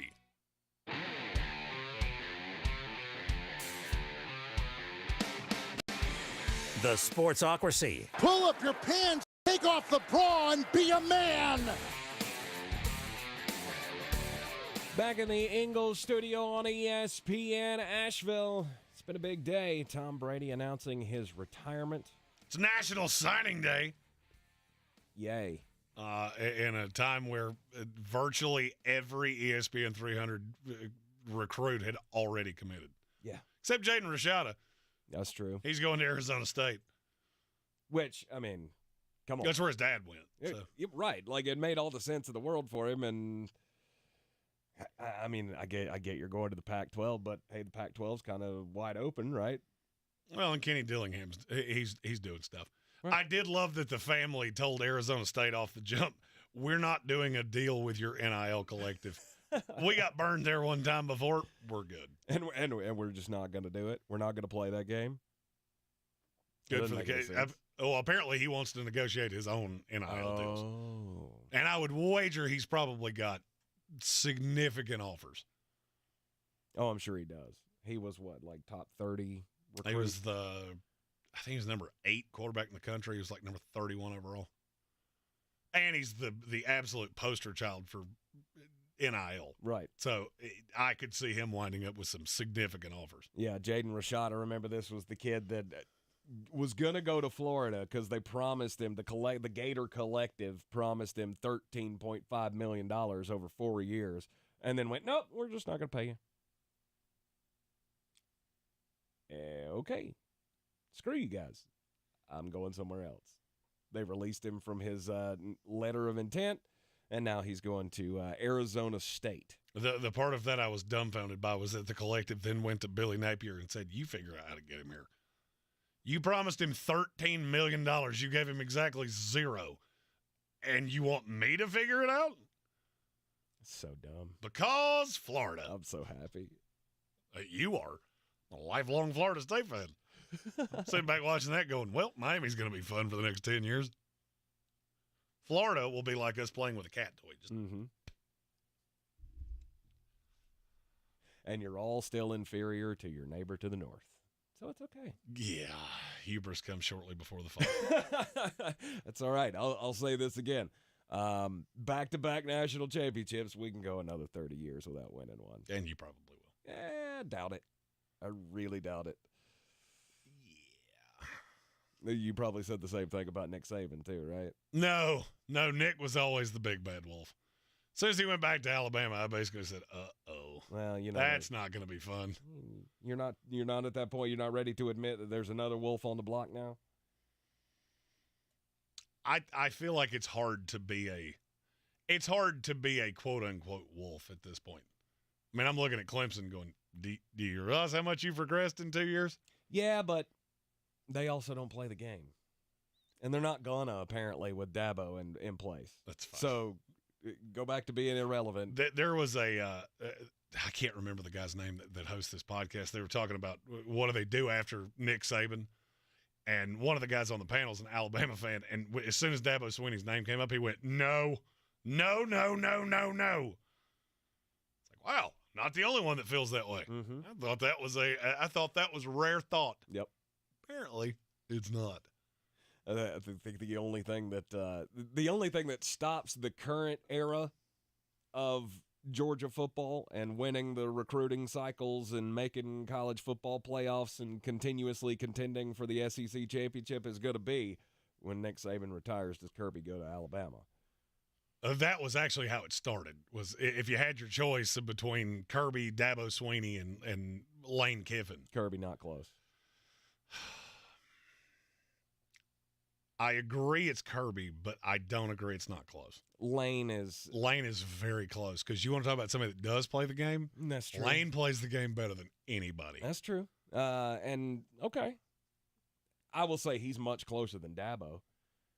I would agree. I think Dabo has done everything he can for the last 2-3 years to make himself more irrelevant than I ever thought he would be. Dabo Swinney is the definition of the typewriter, the best typewriter salesman on the planet in 1984. Absolutely. The computer showed up and you didn't adjust, and now you've got Garrett Riley. And if this doesn't work out, it's going to be a really bad look for you, because that was what he hid behind this year. I lost both my coordinators, and we had Brandon Streeter.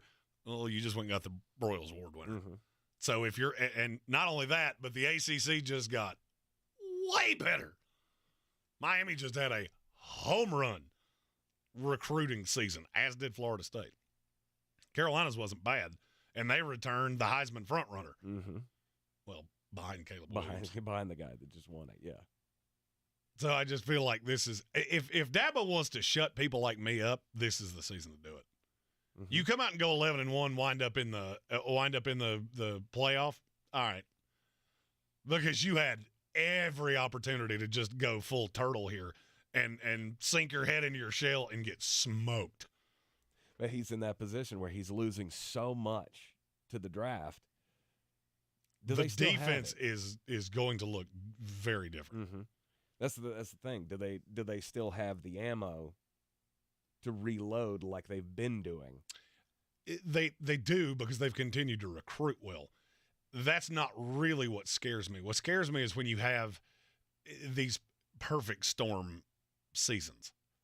You got Florida State that, I'm just going to tell you straight up, and this is not me being a homer, this is me being as nice to you as I can be.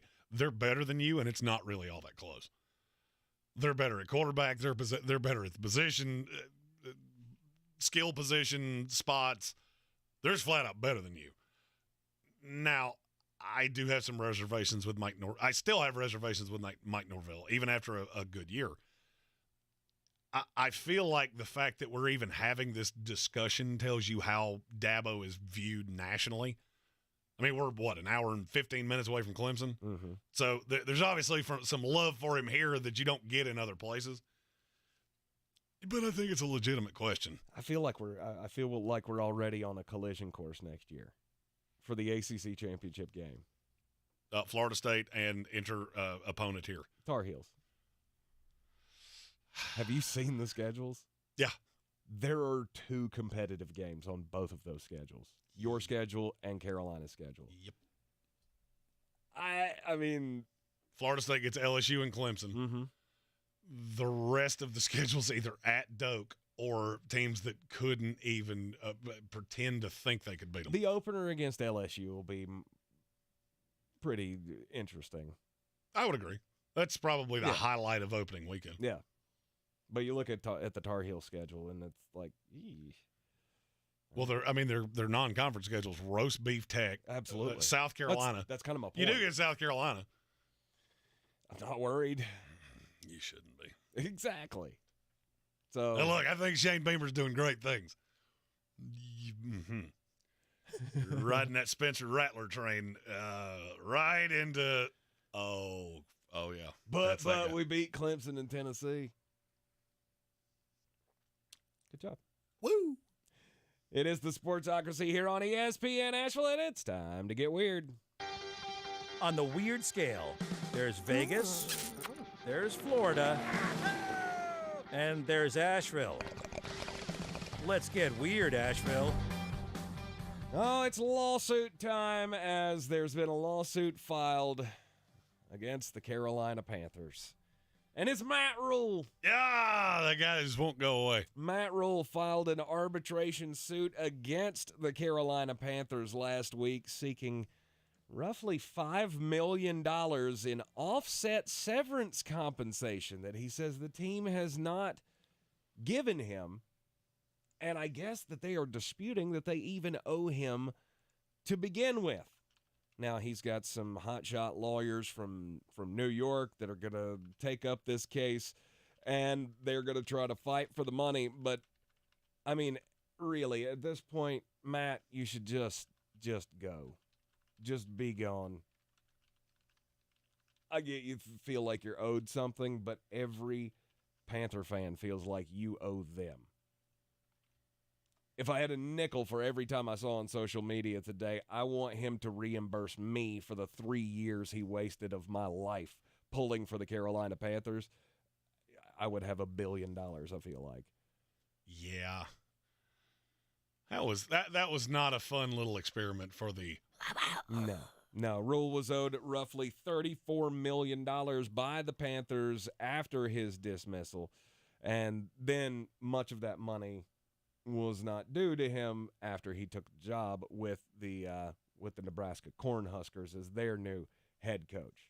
But they still did owe him some money. We don't know exactly the wording or what this roughly $5 million is that he thinks he is owed, but I'm sure we'll hear about it going down the line here.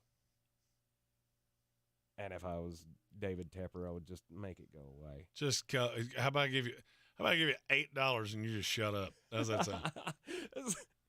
It reminds me of that Chris Rock character from In Living Color. Good Lord, that's a lot of money. Good Lord, that's a lot of money. I give you $3. It was a great character. It was a great character. A lot of people teach their pets tricks. You've got is it a cat? Yeah, I got a cat. You got a cat? Yeah. Does the cat do any tricks? No, not yet. He's very young. Haven't taught him any tricks yet. So he does the stereotypical cat trick, which is I eat, I sleep, and I hate people? No, he's a loving cat. I used to have I did used to have a cat that would that would urinate in the sink drain. That's a thing that I now know and I'll never unseat. That was a trick. A Japanese YouTuber known as Maurice has taught his fish to play video games. Do what? So he runs a channel on YouTube, and his fish plays Pokemon, the Pokemon video game. Okay. The beta fish controls the game by swimming to different areas of its tank, which have been outfitted with sensors that simulate pushing buttons on the Nintendo Switch. So, I mean, that's cool. You got a fish that plays Pokemon. Well, there's only one problem. The fish doesn't actually know what it's doing. So, when he started his live stream a few nights ago to show the fish playing Pokemon Violet, which I have absolutely no idea what that is, the fish apparently swam to a part of the tank that reverted back to the home screen. Uh-huh. And it started spending his money in the store. That's great. And revealed his credit card number on a stream with over 100,000 people watching it before he could get into the room to shut it down. So I feel like this is, I mean, it only spent $4, but it did show his credit card number, which I'm sure has now had to be canceled. 100%. Because people are jerks and they would have done nefarious things with that, especially since they know his real name. Mm-hmm. Nintendo did refund the $4 that they spent. Very good. Maybe don't teach animals to do things when they don't know what they're doing. It's like, if you seen this, it's a TikTok trend now. There's these little buttons that they'll recite words, and people are training their dogs to respond to commands by pushing a button. Many of them are vulgar. But for why? Well, because it's funny. I do find it to be funny. I also want to say, you do understand that dog has no idea what that button means, right? No. It knows it gives that you give it a treat if he hits that one. Like, I hit that one and I get a treat, which means I'm going to hit that one as many times as humanly possible. Mm-hmm. Love dogs. Okay. Cats, I'm definitely allergic, so not a huge fan. So would you say that the idea of having animals play video games has been officially beta tested now? Bunch. That would be why I tell the jokes around here, because that was a dad joke. Wah, wah. You're in the Sportsocracy here on ESPN Asheville. We'll continue. Tank's got to go lace up his white New Balances and start the grill after that. No, I got my puffy little Skechers Airwalk things on. That's close enough. Yeah, it really did send a message to me when I showed up with my new shoes on, and Brian Hall goes, "Hey, I got some of them too." I went, "Oh, great." We'll be right back.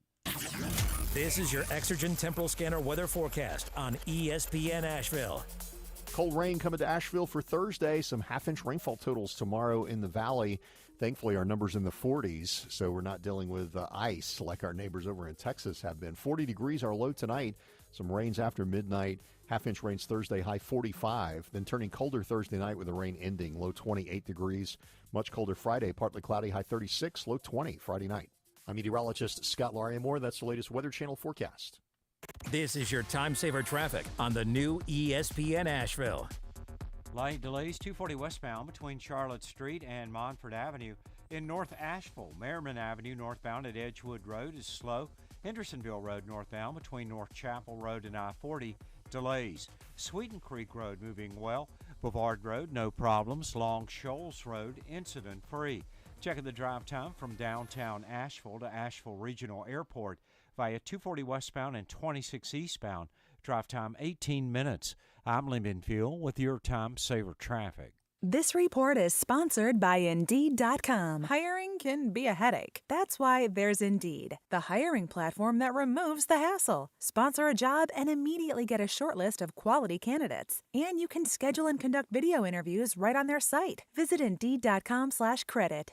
I'm Martin Hoke, the inventor of Navage Nasal Care, and I love Navage. I've told you about how your nose is the body's air filter, that Navage's powered suction will help flush out allergens, viruses, mucus, and germs, and that Navage will help you breathe better. But what do other people say about Navage? Like Tara, quote, "My doctor wanted me to do saline rinses for my allergies, but I've never been able to successfully use a neti pot. Navage uses suction power, so it's foolproof. There are nights when I'll have particularly bothersome allergies.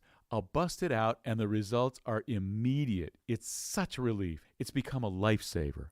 Unquote. She's one of over 100,000 online reviews praising Navage, the all-natural solution trusted by over 3 million people to help you breathe better, sleep deeper, snore less, and stay healthier without drugs. Navage is available at Walmart, CVS, Walgreens, Target, Rite Aid, and online. Navage, Navage, clean nose, healthy life.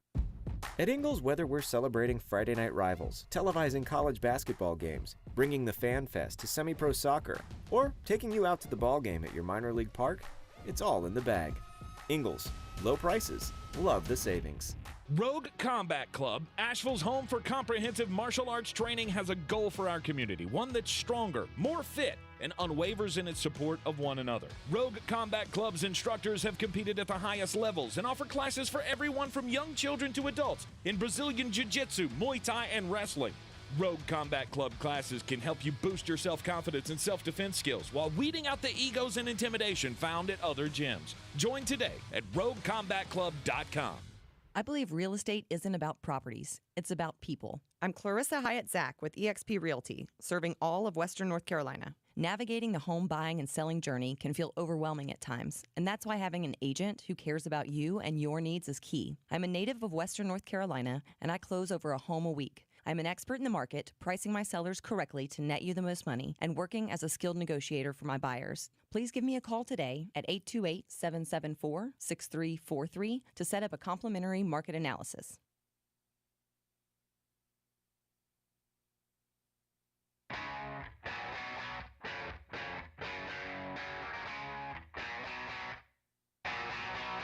The Sportsocracy. The ceiling is the roof. Let's make it happen. Let's keep moving forward.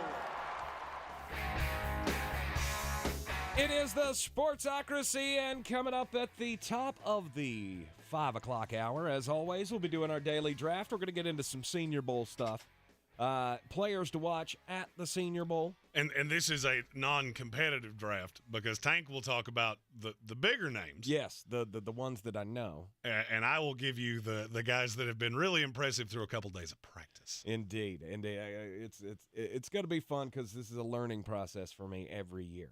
I'm not the guy who just sits there and binge watches tape. And This is the time of year where Tank gets the, hey, come here, watch this for 6 or 7 times a day. And I do like it. I have learned a lot through our draft coverage, going full draft nerd, or being in the room with the guy going full draft nerd. So I get something out of it. I think it's very educational. You know when you're watching Ivy League tape that it's officially draftmas time. Dude, that kid. Yeah, we'll talk about him. Have no fear. He is special. Anyway, we will continue here with our off-season previews. Started with the worst teams yesterday. The Chicago Bears, Houston Texans. Just got finished talking about the Arizona Cardinals. So next on the list, it's the Indianapolis Colts. And I mean, this is a franchise that I'm just not sure where you're at. I mean, you got Jonathan Taylor, and we thought the offensive line was good, but they weren't good this past year. We thought defense was good, and they were okay, but they weren't what we expected them to be. I look back at those original prognostications that we had for the year, and we were heavy on the Indianapolis Colts. Oh, this could be a it's because we thought Super Bowl team. Well, I mean, we thought, how could you possibly be worse with Matt Ryan than you were with Carson Wentz? And their response was, hold my beer and watch this. Little did we know that it was going to be a disaster of epic proportions for Indianapolis. And now they're in the search for a head coach, and they continue to say Jeff Saturday is fully in the mix for this job. And I get it. If that's the way they want to go, then that's the way they want to go. But damn, brother, you're just begging for a dumpster fire. I couldn't do it. No. There's no way I could in good faith hire Jeff Saturday. No. That sounds like the most idiotic move you could possibly make. So we've got all of these great, names out there, guys with experience that we could bring in to be the head coach. Is it a great list? I mean, have you seen the list of guys they've talked to twice? I mean, Raheem Morris. Well, Rich Bisaccia. I wouldn't go that way. But what I'm saying. But I mean, there are much better options on this list. You got Eric Bieniemy. Mike Kafka in the message. Repeat the line. You got him. You got Aaron Glenn, Ajiro Avero. Once again, he's on every one of these lists, and it doesn't look like he's going to get a job. No, he's going to get a defensive coordinator job, probably with one of these young head coaches. Wink Martindale. I would love to see him get his shot, but I really don't know if it's ever going to happen. I think I view Indianapolis differently than you do. Okay. If you fix the quarterback, where do you see this team? Because we forget that Shaq Leonard barely played last year. Mm-hmm. You still got DeForest Buckner. You still got Stephon Gilmore. That's a talented defense. I feel like this is the best situation for one of these young quarterbacks to go into. Okay. I mean, you need a weapon, but I was going to say. Well, here's the thing. When we start talking about the Senior Bowl at the top of the next hour, there's a lot of those. Yeah, you're throwing to Michael Pittman, end of message, repeat the line. If you have more than 4 picks in this draft and you don't come away with a weapon, you did that on purpose. Yep. And I get it. I agree. But will they get the quarterback right? The stories that have been coming out about Indianapolis is that they are head over heels over Will Levis.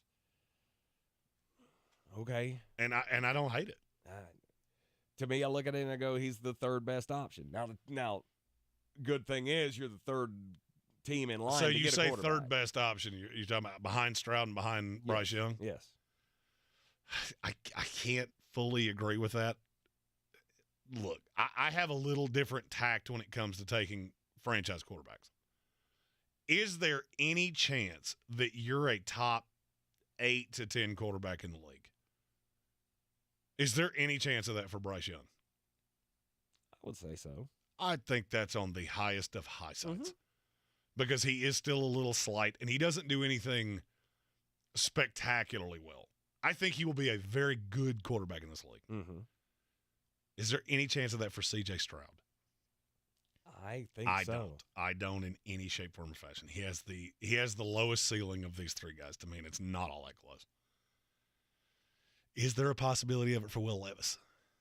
See, I don't think so. Oh, yeah. Oh, yeah, there is.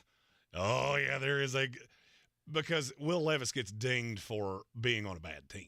He was on a team with no weapons, which ironically is what the Indianapolis Colts are. Mm-hmm. He's also got one of the best arms I've ever seen. Does he make some questionable decisions at times? Yeah, because he tried to do too much. He was he was competing in the SEC against teams that were exponentially more talented than him, and he's trying to make a play. Mm-hmm.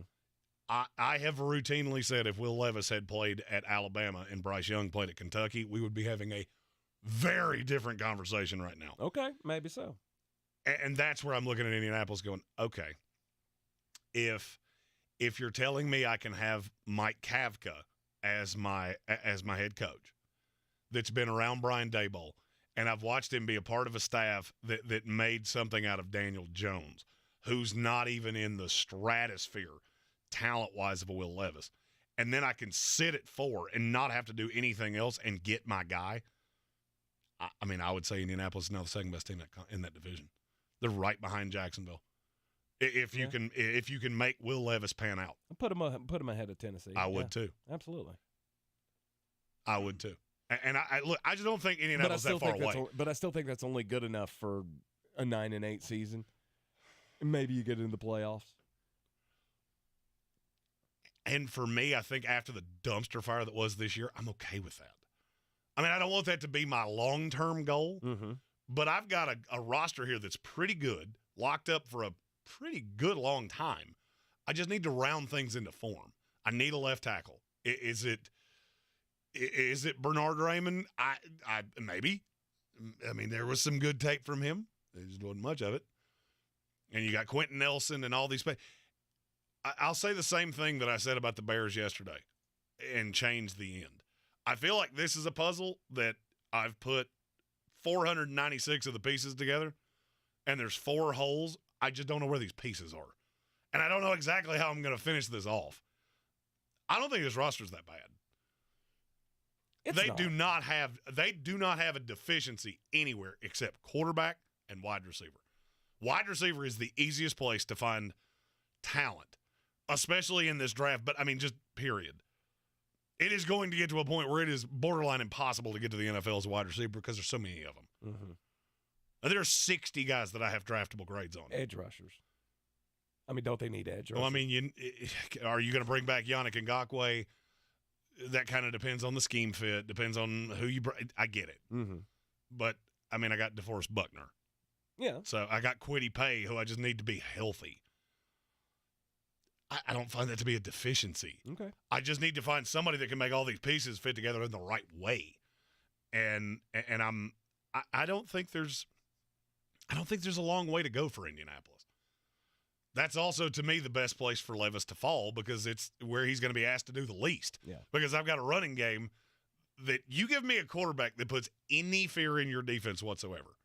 I think this is why the rumor is that they're so in love with Levis. Mm-hmm. You have a quarterback that's got a deep ball arm like that, you're never bringing that extra safety into the box because he will punish you for it if you're not careful. But I got a quarterback with a deep ball arm that has had turnover issues. To me, that's we're drafting Carson Wentz, and that hasn't gone well. No. Okay, so I'll use the exact same line you just said. It's Josh Allen. Josh Allen had the same problem playing at a much lower level of competition. True. Now, are there a lot of those guys? No, but the reason for that is that a lot of these guys, when they have an arm like this, they wind up with the Raiders, like Jamarcus Russell did. He had no work ethic whatsoever. He would tell you, that's not me putting words in his mouth. He'd tell you the exact same thing. He said it on podcasts numerous times. Yes. I don't think that's a problem with Will Levis. His is just the decision-making. And then I revert back to when he had Liam Cohen as an offensive coordinator, and all of a sudden, the decision-making looks a lot better. So you put him in the right situation, which to me is pairing him with somebody like Kafka. And am I telling you he's going to be great right away? No. I'm not telling you he's going to win Rookie of the Year. He could. But 2 to 3 years from now, you could be looking at Josh Allen. I mean, put Josh Allen light on the Indianapolis Colts. Do you feel different about the outlook of that team? Because I do. Oh, yeah. Yeah, absolutely. And that's, to me, Indianapolis has got a lot of things in front of them. They're one of the few teams that aren't just killed against the cap. There's a lot of flexibility here. And Chris Ballard is a good GM. Mm-hmm. He's made some bad decisions chasing quarterbacks, trying to hold on to relevance. It's a theme of mediocre teams is that you have tried to hold on to relevance for too long. Right. Matt Ryan was a bad decision. You make the right decision at quarterback, you could have a completely different 2023 than you had in 2022. But can Will Levis play right away? Yes. All right.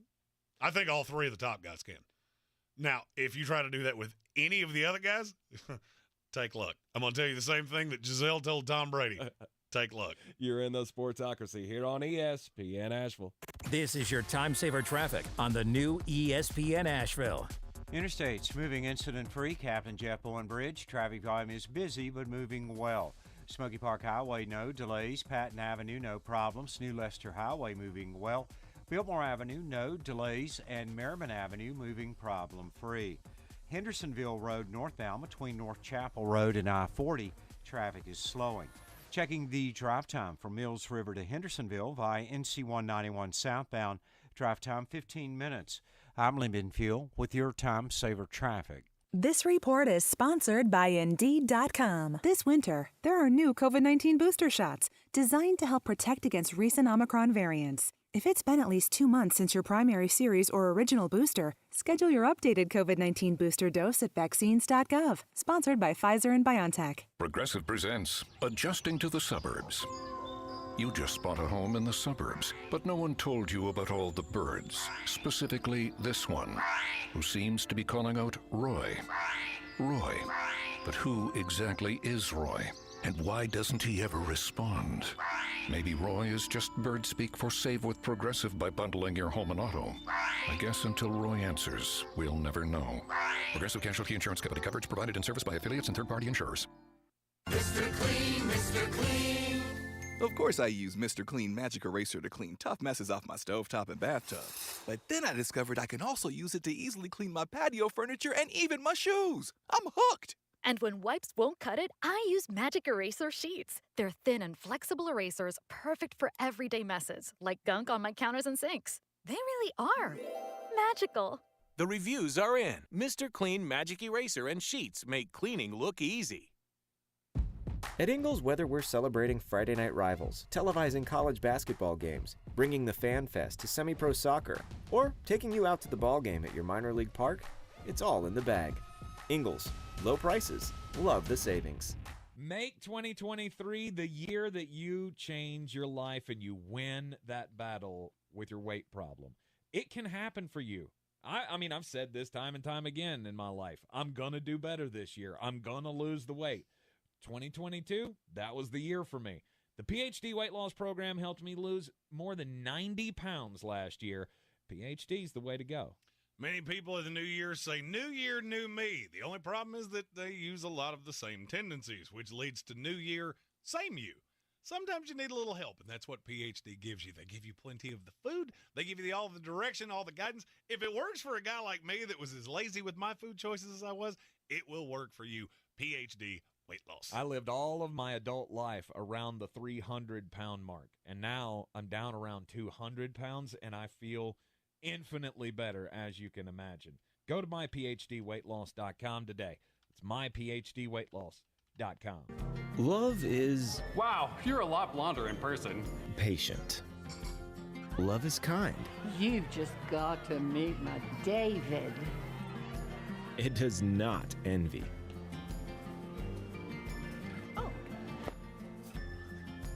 Love never fails. So whoever you love, we're with you every step of the way.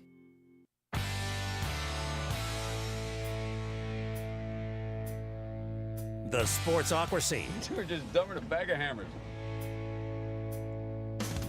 It is ESPN Asheville. I'm Tank Spencer. Jeremy Greene is here as well, and Flo Stradamus has his eyes, or at least one eye, on what's going on down in Mobile, Alabama at the Senior Bowl. I poured myself a nice, lovely cocktail last night.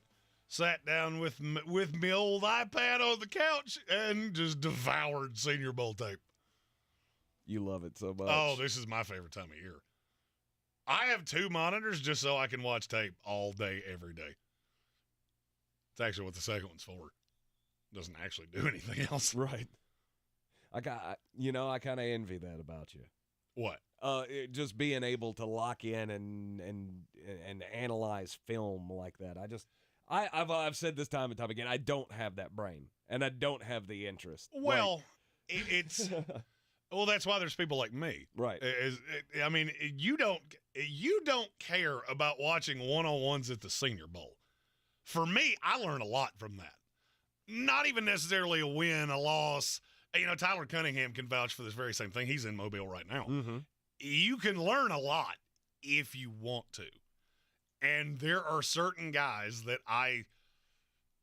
the fun for me of the draft is it is like a giant puzzle.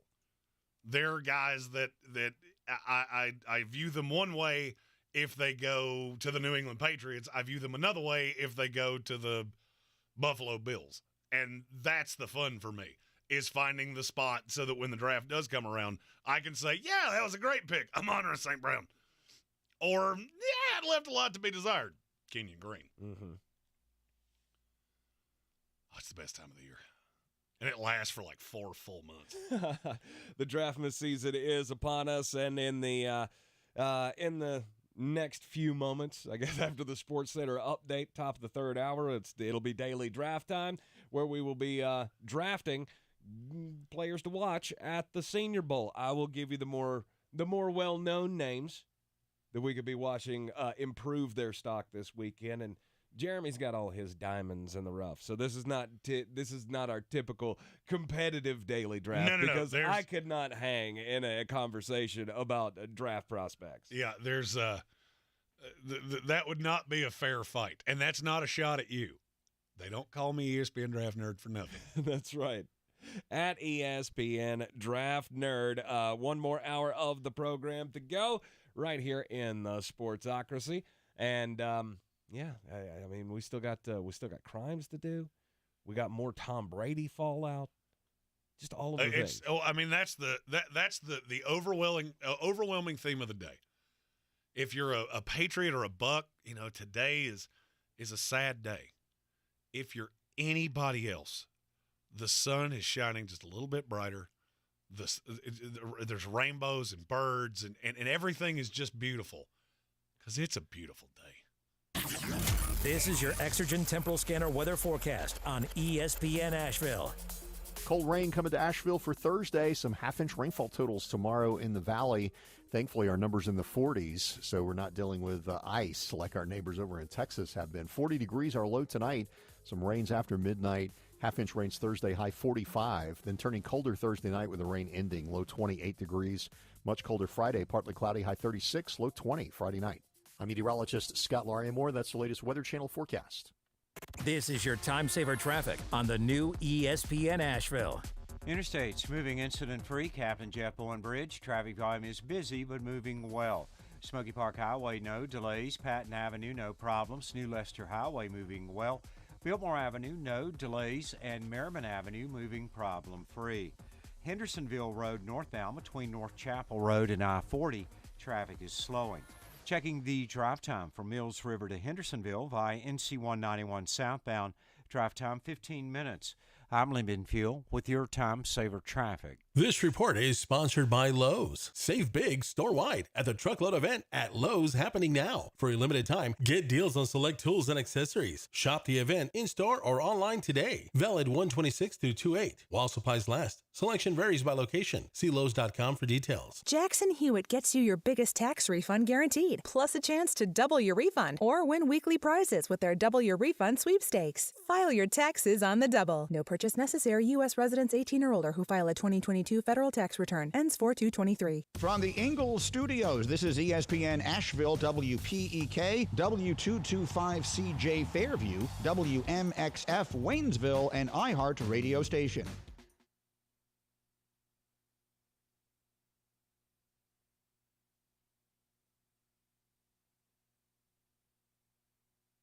The Sportsocracy. Hello, everybody. This is good old JR Jim Ross, WWE Hall of Famer. Boy, these boys are smart. You talk about goofier than a pet coon. Let me tell you something. This show is a legitimate slobber knocker. I'm Kevin Winter. I want to take you back to the summer of 2016, July 28th to be exact, on ESPN's First Take.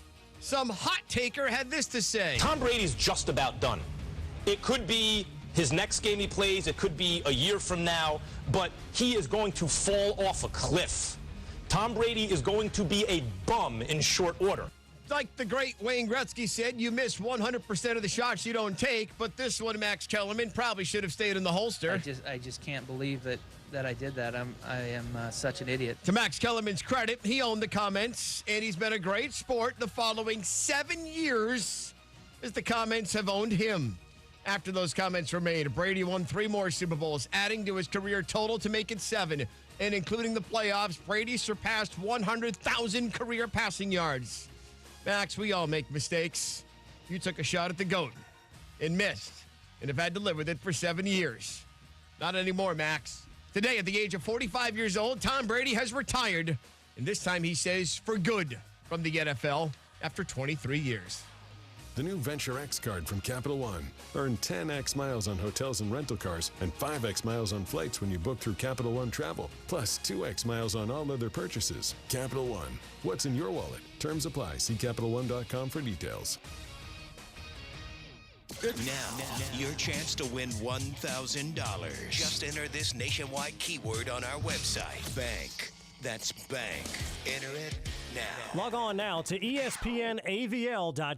And good luck from ESPN Asheville.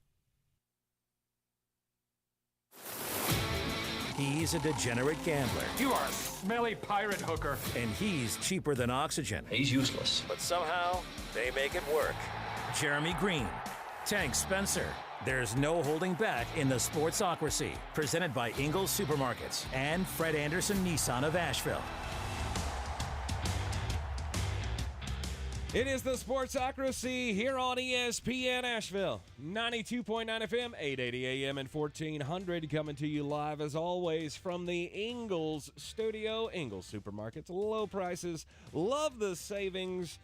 You can see us everywhere on YouTube and take us with you everywhere with the iHeartRadio app as well. To get with us on YouTube, go to the YouTube or go to thesportsocracy.com. Click on that live video link in the middle of the page. Subscribe to the channel. That'll get you into the chat with us. Daily Draft kicks off the third hour of the program pretty much each and every day, and it's Senior Bowl week. Mobile, it's Alabama, such a great time to be alive. Is where the NFL season really starts. Draft starts in Mobile. Let's go, baby! The Draftmas season is upon us, and Jeremy is still putting the finishing touches on all of his Draftmas carols.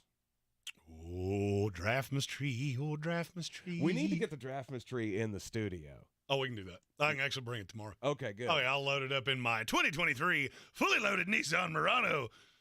We just got to have it where somebody can see it. It's in a place where you could find it, though. It's not. Or is it in the storage unit? Maybe in the storage unit. I think it might be in the storage unit. Might be in the storage unit. I remember. Might be time for a new Draftmas tree. Could be. New year, new Draftmas tree. Let's go. Let's go. You never know. All right. Anyway, who to watch at the Senior Bowl? I'm going first. First pick here. It's Isaiah Foskey, edge rusher out of Notre Dame. He's put a lot of good tape out there, and yesterday I think he had the most viral video from Senior Bowl one-on-ones where he just demolished some dude from Michigan. I like Isaiah. I'm in like with Isaiah Foskey. I'm not in love with him. Mm-hmm. He's just not he's not the athletic freak that I want him to be. He doesn't start well. He doesn't stop well. He comes in a little high from time to time. And look, there's good tape on this kid, but it's just not as consistent as I want it to be, and I'm really scared of where he's going to go. To me, he's a perfect fit with, say, the Baltimore Ravens. Okay. Because they just find a way to do that.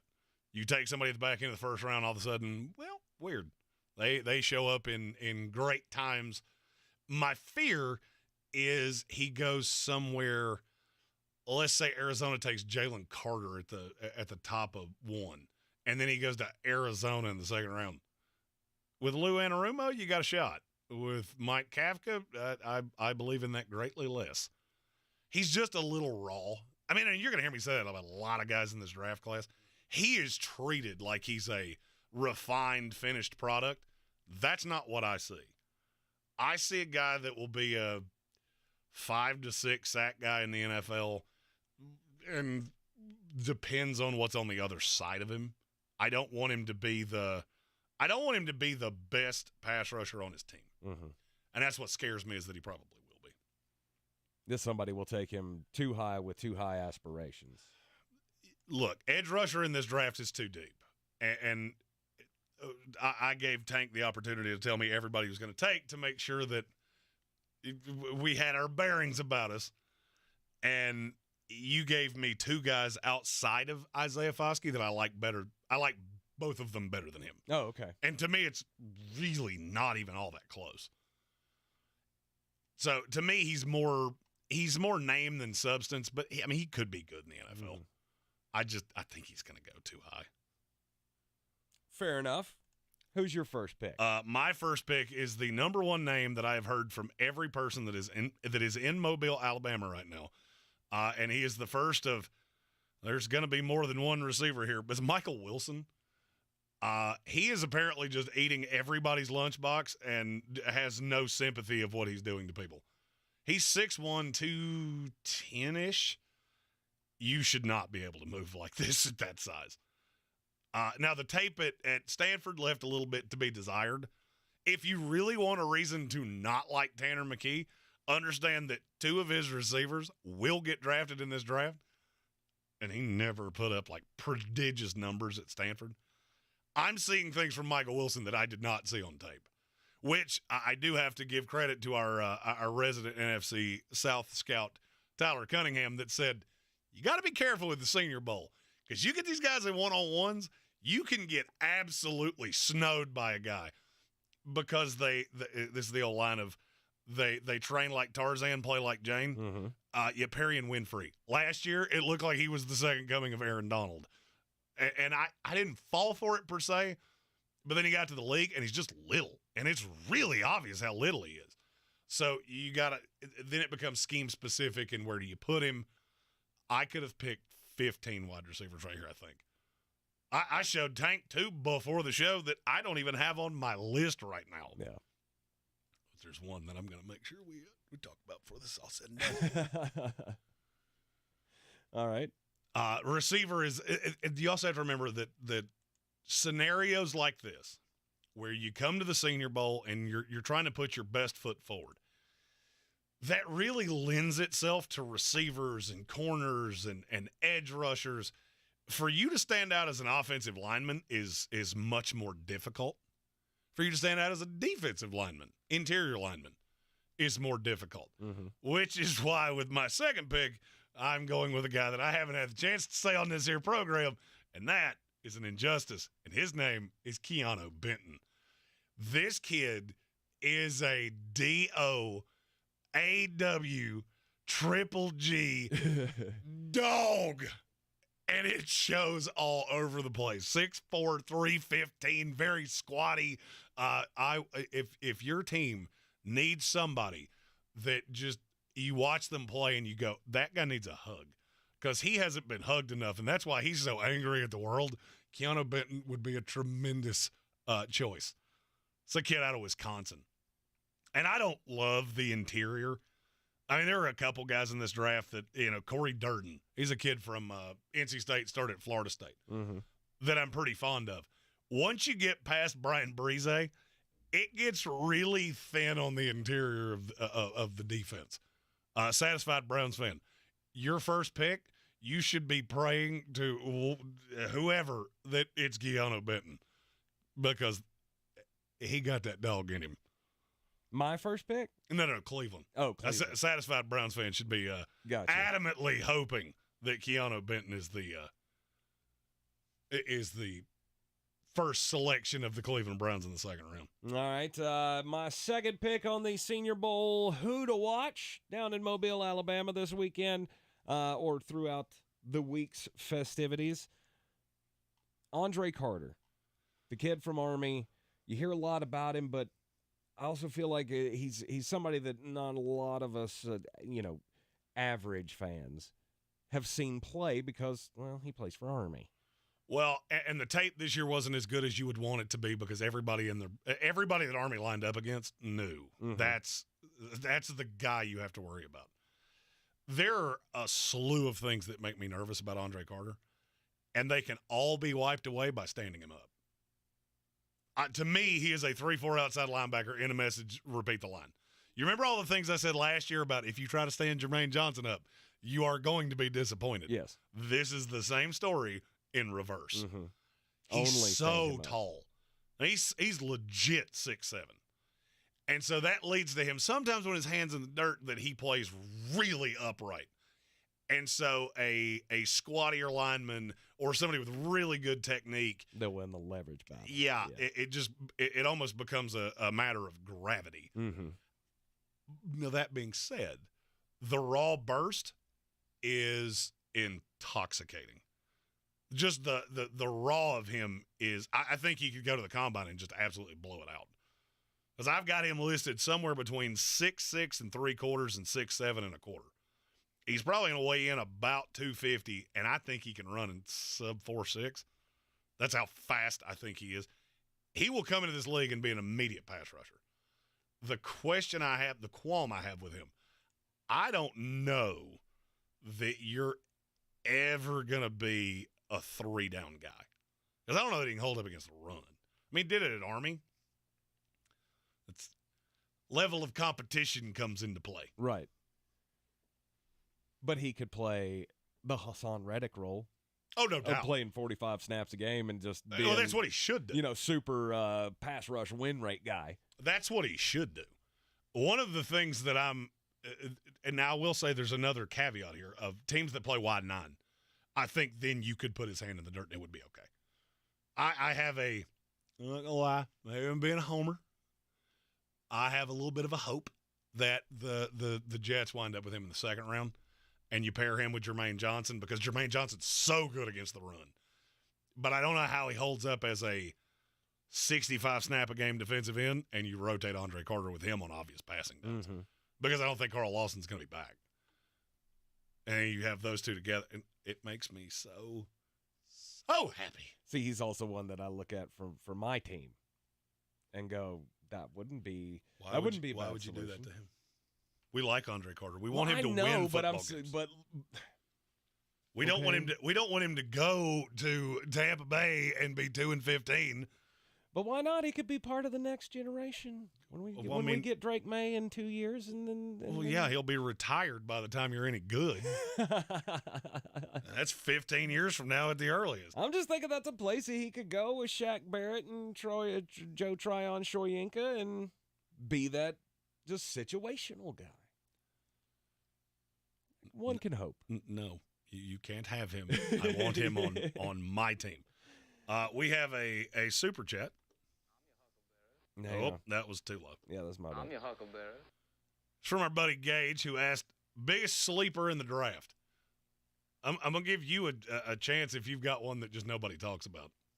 Yeah, Tank Spencer. Because once it gets to about the 4th round, just sleeping. Just snoozing. That wasn't the answer you were looking for. That was not the answer I was looking for. I mean, I have a ton of them, and there is a possibility that tomorrow morning there might be a little surprise live on the YouTube where I talk about some of these here Senior Bowl fellers.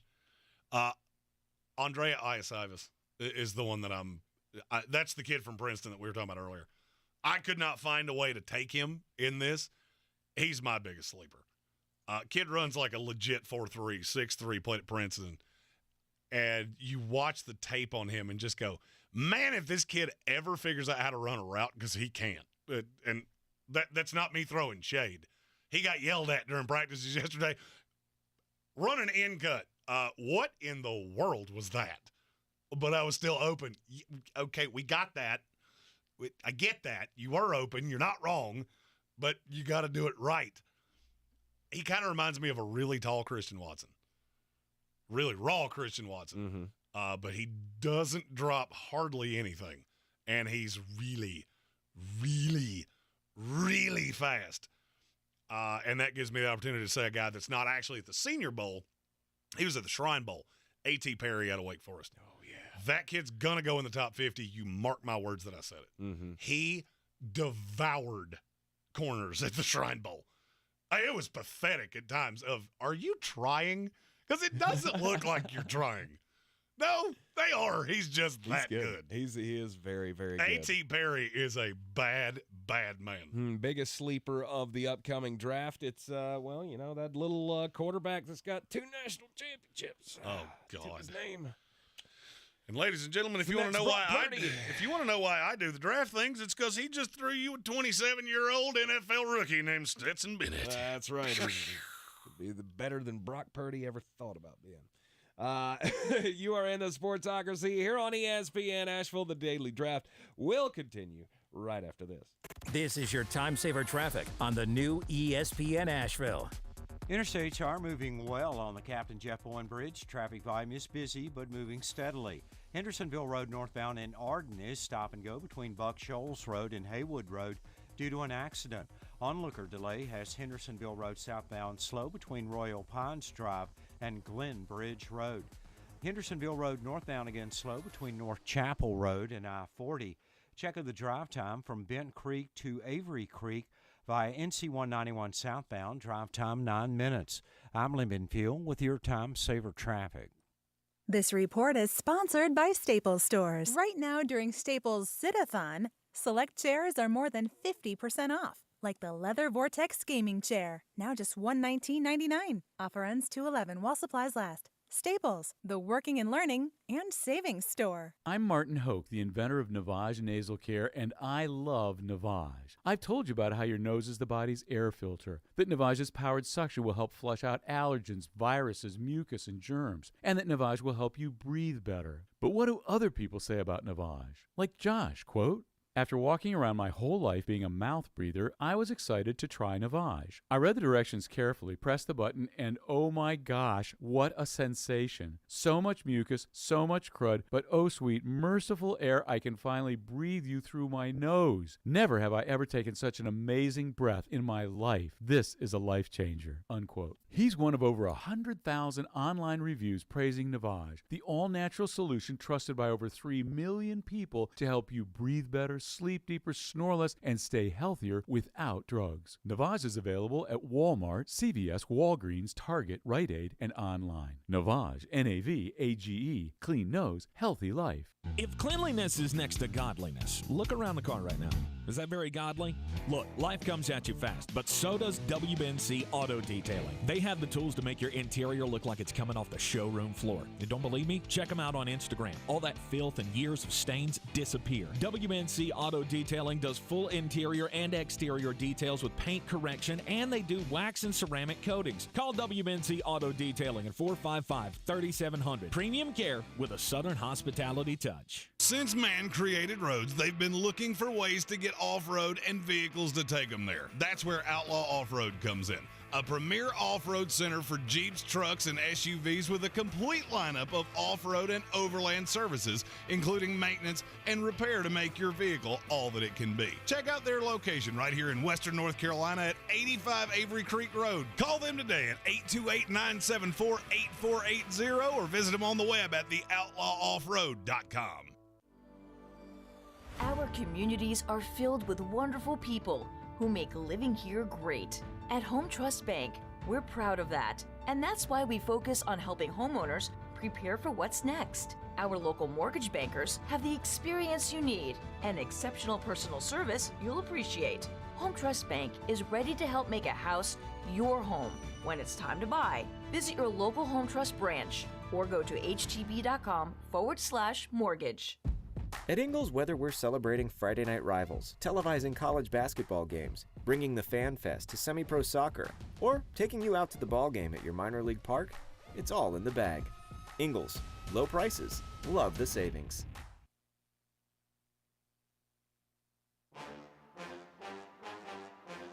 The Sportsocracy. That is some good, clean family fun there, eh, Cott? Mobile, Alabama is where the NFL draft starts. It is Senior Bowl week. And today on the Daily Draft, we're drafting the guys to watch this week at the Senior Bowl. I started out with Isaiah Foskey, not one of Jeremy's favorites, but he's definitely a name. I liked your second pick much better. Second pick was Andre Carter. Jeremy, and in fairness, I like your third pick much better as well. Jeremy began with Michael Wilson and Keanu Benton.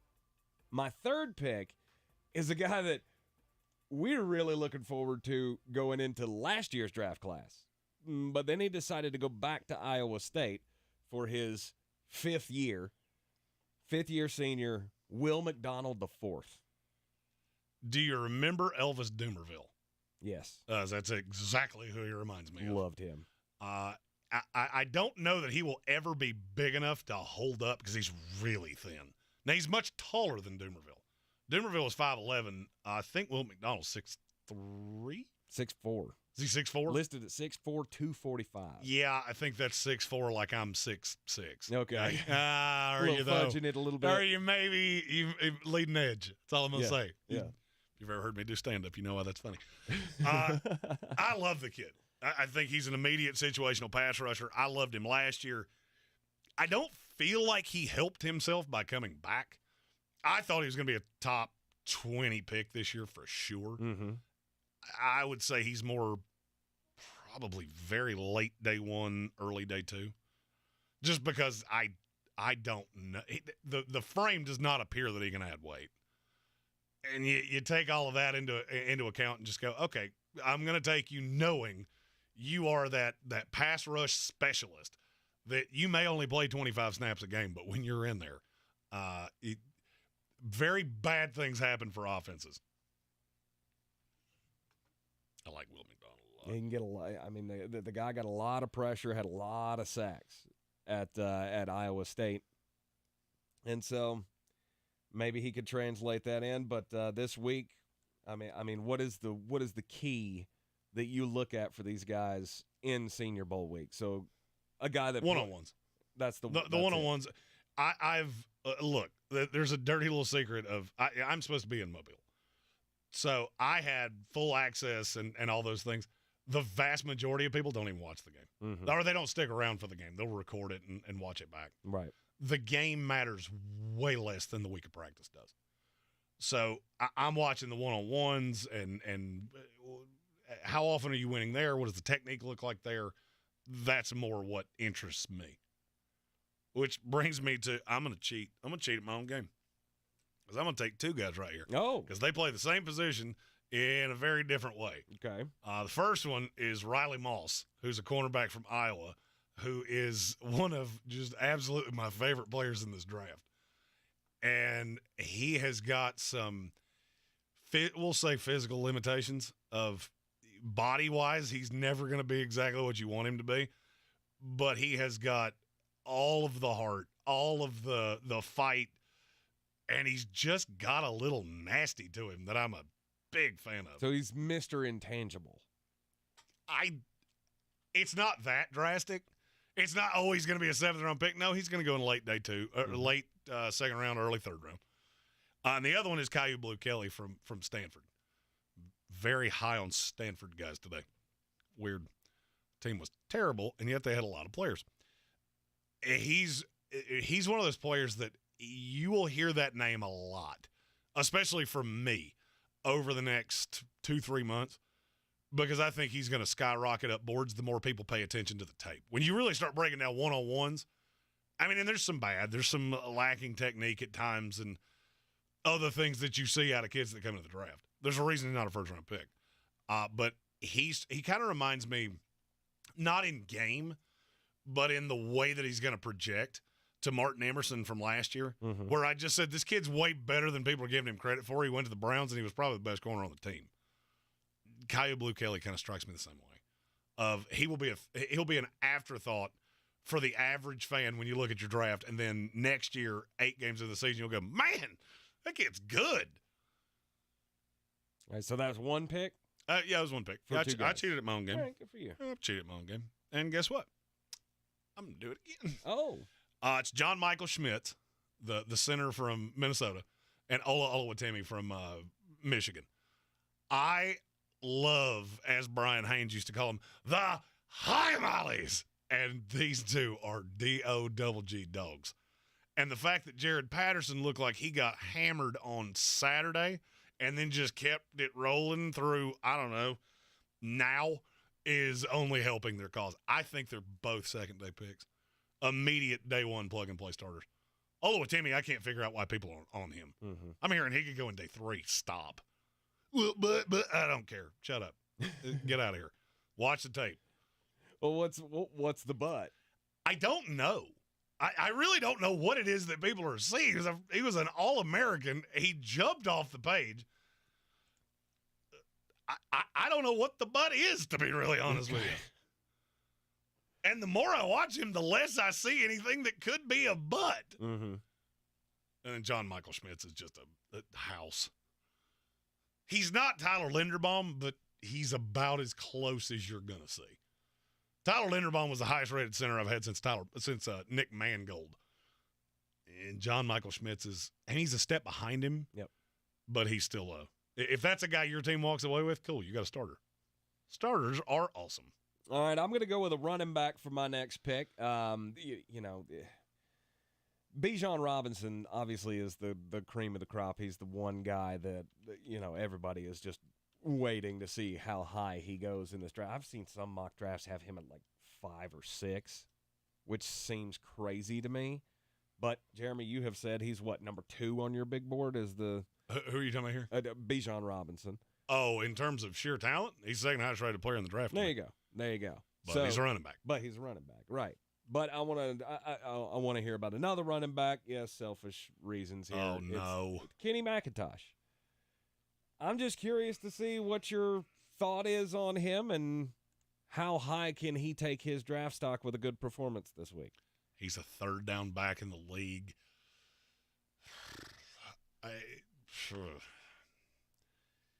His high side is a really poor, much slower version of James White. I don't know that he will ever get a carry in the NFL between the tackles. Yep.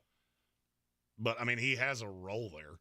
When you said running back, I'm not going to say I got excited because there are a few running backs. Roschon Johnson, unfortunately, broke his hand today out of Texas. He's a guy like Cameron Peoples out of Appalachian State. But, of course, you went self-serving with Kenny McIntosh. Well, of course it did. I don't even know why it surprises me anymore. It shouldn't. Eric Gray from Oklahoma. He's another. And Tyjae Spears. Actually, that's the one I should have said from the jump. Tyjae Spears is going to go higher than you think. He's from Tulane. I would say he's a day 2 guy. I like him better than Blake Corum.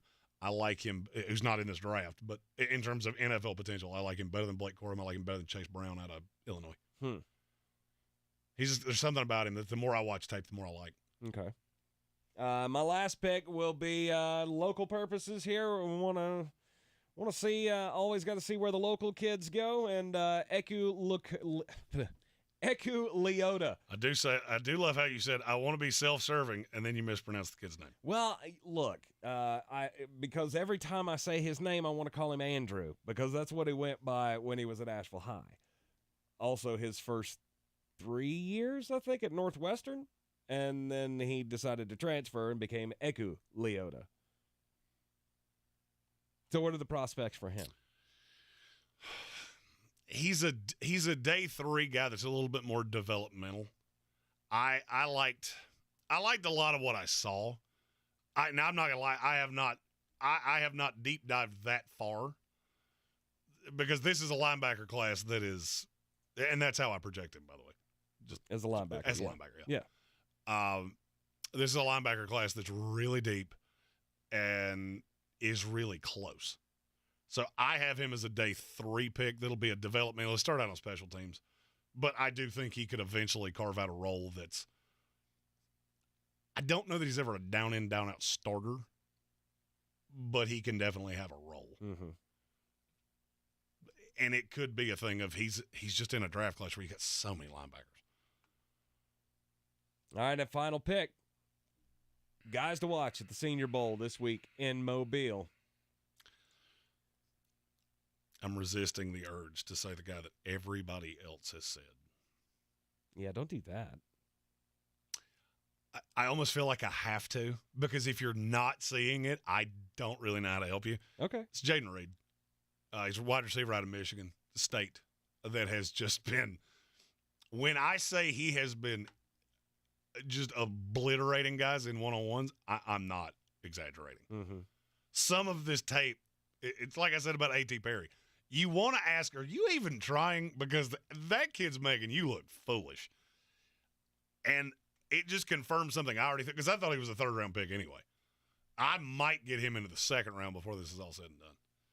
You could have 15 receivers go in the first 90 picks, and it wouldn't shock me at all. Mm-hmm. Everybody talks about the Giants and the Ravens, and you got to shoehorn in a Jalen Hyatt or a Josh Downs. No, you don't.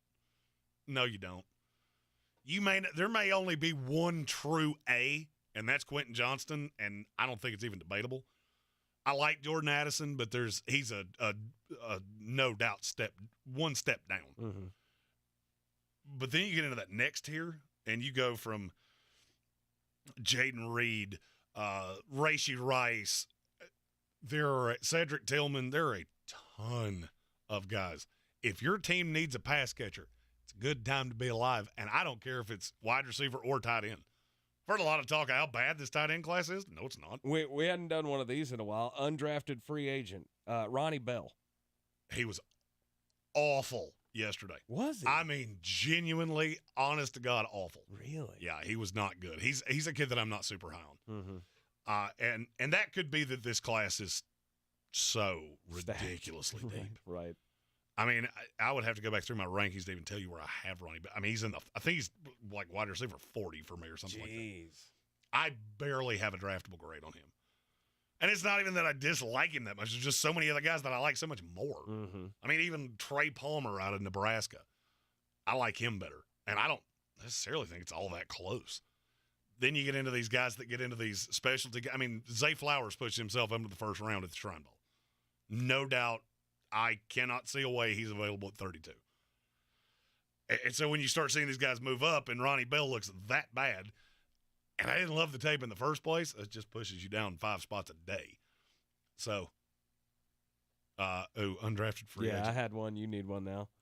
Oh, I wasn't prepared for that. So that means I'm going to have to do it off the top of my head. Luke Musgrave, tight end out of Oregon State.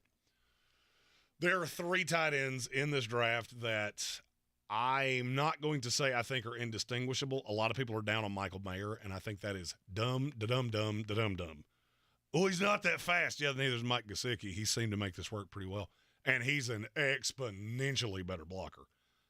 So, I mean, I feel like people are missing the boat on him. But there are 2 more, Luke Musgrave and Dalton Kincaid out of Utah. They both could be 1st-round picks.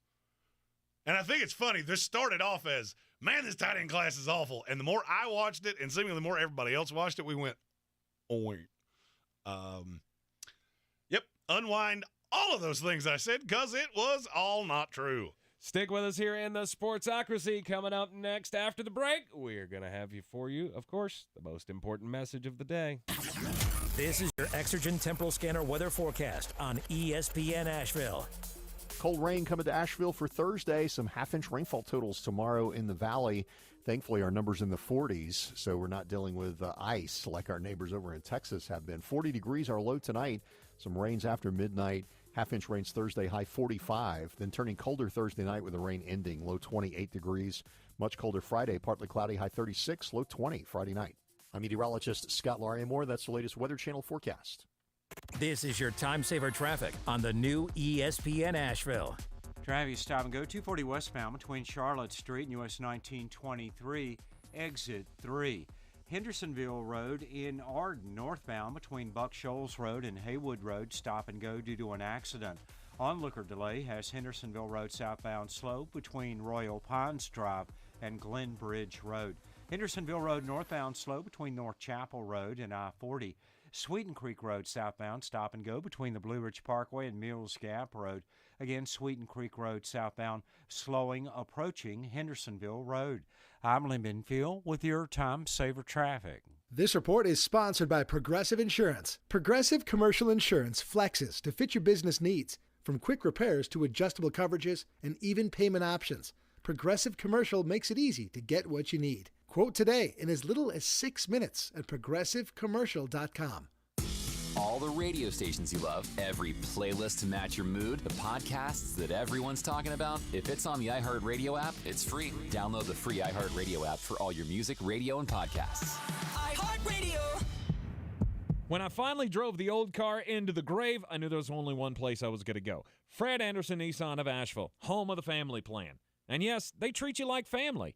I went in, told them what I was looking for, told them my budget, and in no time, I was signing the paperwork on my certified pre-owned vehicle. They have the area's largest selection on quality pre-owned vehicles and certified Nissans. They go through a 167-point inspection, so you know it's not going to let you down. They gave me the Carfax report, so I know the history of my vehicle. And the Fred Anderson family plan gives me things like oil changes and car washes and loaner cars if I have to have major work done on the car in the future. For me, buying a car has always been an intimidating thought. But the folks at Fred Anderson Nissan of Asheville made it super easy. Don't be like me. Don't wait till the last minute to get a deal done. Go to AndersonNissan.com or stop by the showroom at 629 Brevard Road. And don't forget to mention we sent you from the Sportsocracy and get a $250 bonus on your trade-in at Fred Anderson Nissan of Asheville. Real estate isn't about properties, it's about people. I'm Clarissa Hyatt-Zach with eXp Realty, your native realtor serving all of Western North Carolina. I will work hard for you, and I believe in doing the right thing every time. I market each of my listings to reach out-of-town buyers. I use a professional photographer and drone video on every single listing, as well as collaborate with agents across the country to find your buyer.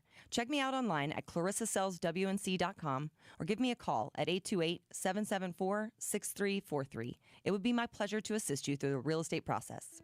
It's time to discover the convenience and time savings of contact-free pickup with Ingles Curbside. Just visit shop.ingles-markets.com or download the app. And your Ingles personal shopper gets to work with specialized training on how to select the freshest items for a pre-scheduled pickup. They'll even text you with updates. You pull up to a designated space and your personal shopper delivers your items right to your vehicle. Fresh, fast, and affordable. It's all in the bag. Ingles. Low prices. Love the savings.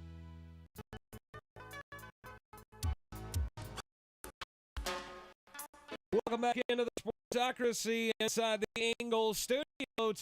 Important message of the day, Jeremy Greene. Don't do crimes. Yeah, well, here you go. So here's a piece of advice. All right. So if you work for a volunteer fire department, don't embezzle money.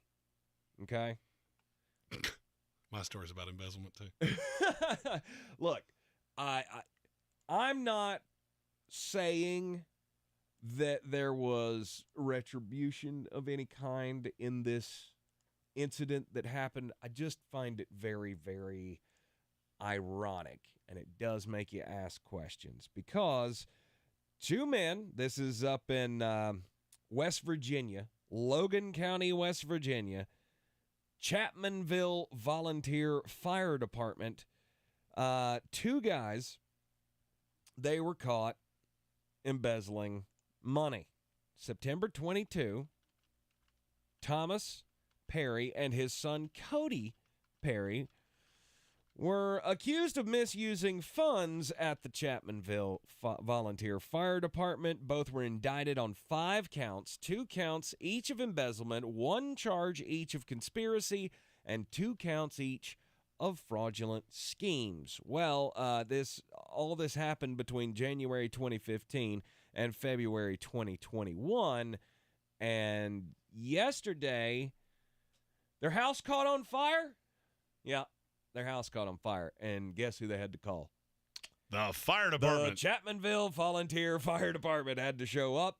to help try to put out the flames on the house. There were several volunteer fire departments that were called to the scene of this fire.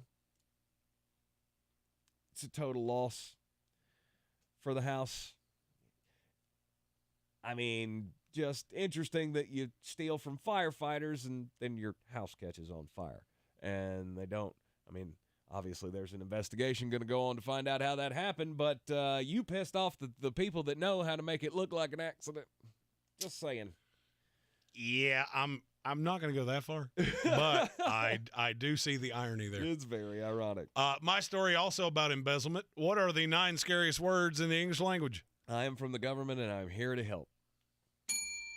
It's not exactly government, but it's close. My story is from Chicago, Illinois. It is the Harvard County School District. Okay. Woman named Vera Liddell. She was employed as the food service director. Well, she's been there all the way through the COVID-19 pandemic, and she was in charge of all the food buying for the school district. Well, they just did an audit of Miss Liddell's buying practices, and it led to her being held in Cook County Jail on a $150,000 bond because she ordered $1.5 million worth of chicken wings. That's a lot. It's bone-in chicken wings. Well, the way they figured this out is because it is against the Harvard School District's practice to serve bone-in chicken to students. Okay. So they don't do that. Choking hazard, yeah. I don't know if that's what it is. It doesn't say that in the story, but it says that it is against their policy. And when they saw 11,000 cases of chicken wings, they went, oh, wait. So we didn't serve them to the children. So where did they go? Nobody knows. Because they never set foot in any school in the district, and they're nowhere to be found. What do you do with 11,000 cases of chicken wings? You sell them. But how? How do you not get caught doing that until somebody goes, why did we order 11,000 units, which equates to $1.5 million of something that we don't serve to children? We're a school system. We don't do that. I'm from the government, and I'm here to help. There is a reason that phrase absolutely terrifies me. Yeah, well, when you have quite a large operation like that, and some of these, let's just say some of these school districts probably don't have the staff combing over every fiscal report that they should. I understand that, but somewhere somebody is in charge of the spending. How do you miss that much money? I'll never understand. And maybe it's because I'm marrying a financial advisor that I spent the entire day combing through our financials. I'll guarantee you, if you had thrown a 5 in the hall, I would know that it was gone. And maybe I'm OCD, and maybe I'm a little over the top compared to the average person. But I'm a little lost on – and the other part of this, how do you even do that? All right, so the delivery comes of the food that you're putting in the school. I mean, what do you say to the delivery guy? Or you want the chicken wings in the trunk of my car?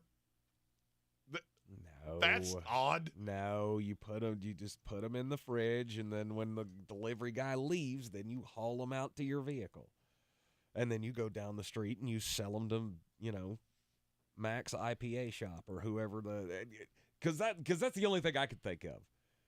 Because there was a point where we were at the chicken wing shortage, remember that? And, the price of chicken went sky high. I remember specifically paying $20 for 8 chicken wings, and I did it with a smile. They were so good. Speaking of chicken wings that are so good, I have to piggyback on something that Eddie Fox did this morning. Okay. Because he did it, and then I piggybacked on the delivery. Post 70, post 25 East Village, they have the Tiger Wing, which first of all, I don't know what that sauce is. I have absolutely no idea. Tiger sauce. Okay, but what makes that tiger sauce? I have no idea. I've never been walking through the grocery store and gone, oh, I need some tiger sauce, and bought a bottle of it off I don't know what that is. I do it all the time. But it tastes like just happiness. Mm-hmm. So apparently they said something this morning about how much they like those wings, which I will piggyback on and say they are phenomenal. I also think they are I think the animal that they get those wings from it's an extinct animal. It's prehistoric of some yeah, kind. It's a pterodactyl wing because they're as big as my forearm. They are absolutely delicious. So I'm in the office this morning because, it's financial day, first day of the month. It's how you do. This platter of wings comes through the door that I swear to you is half the size of my desk, full of tiger wings. And Eddie just walks in and goes, "Country morning, y'all want one?" Yeah, I do. I'll take 12. As a matter of fact, yes, sir, I do. So since I got to piggyback off the lovely delivery from that trio of restaurants, I will echo. It's good food. Good food. And they pay us exactly $0. I feel sad that I didn't get to partake in that. Here's the thing. Show up for lunch, maybe you will. Well, Early bird gets the chicken wing there, pumpkin. It's true. Now I'm going to have to go to Post 25 and get some chicken wings. You live much closer to it than I do. Absolutely. I pass by it every day. Yeah, it's so good. I want to start doing that. Just shouting out a local restaurant because virtually every meal I eat is in public. Mm-hmm. I mean, my stove works. I think. I'm sure it does. Well, I mean, I did discover that you could lift the top of it to clean it, which is still like some Mr. Miyagi formula that I don't know how I got to be 35 years old before I realized that. I was going to say you did make soup recently, so you do know that it That works. was like 3 weeks ago. I think that was the last meal I made in my kitchen. I just want to start shouting out local restaurants. So if you have an idea, feel free to shoot it at me on Twitter at ESPN Draft Nerd or on any of our social medias at the Sportsocracy. Give a little love to local restaurants around Western North Carolina here.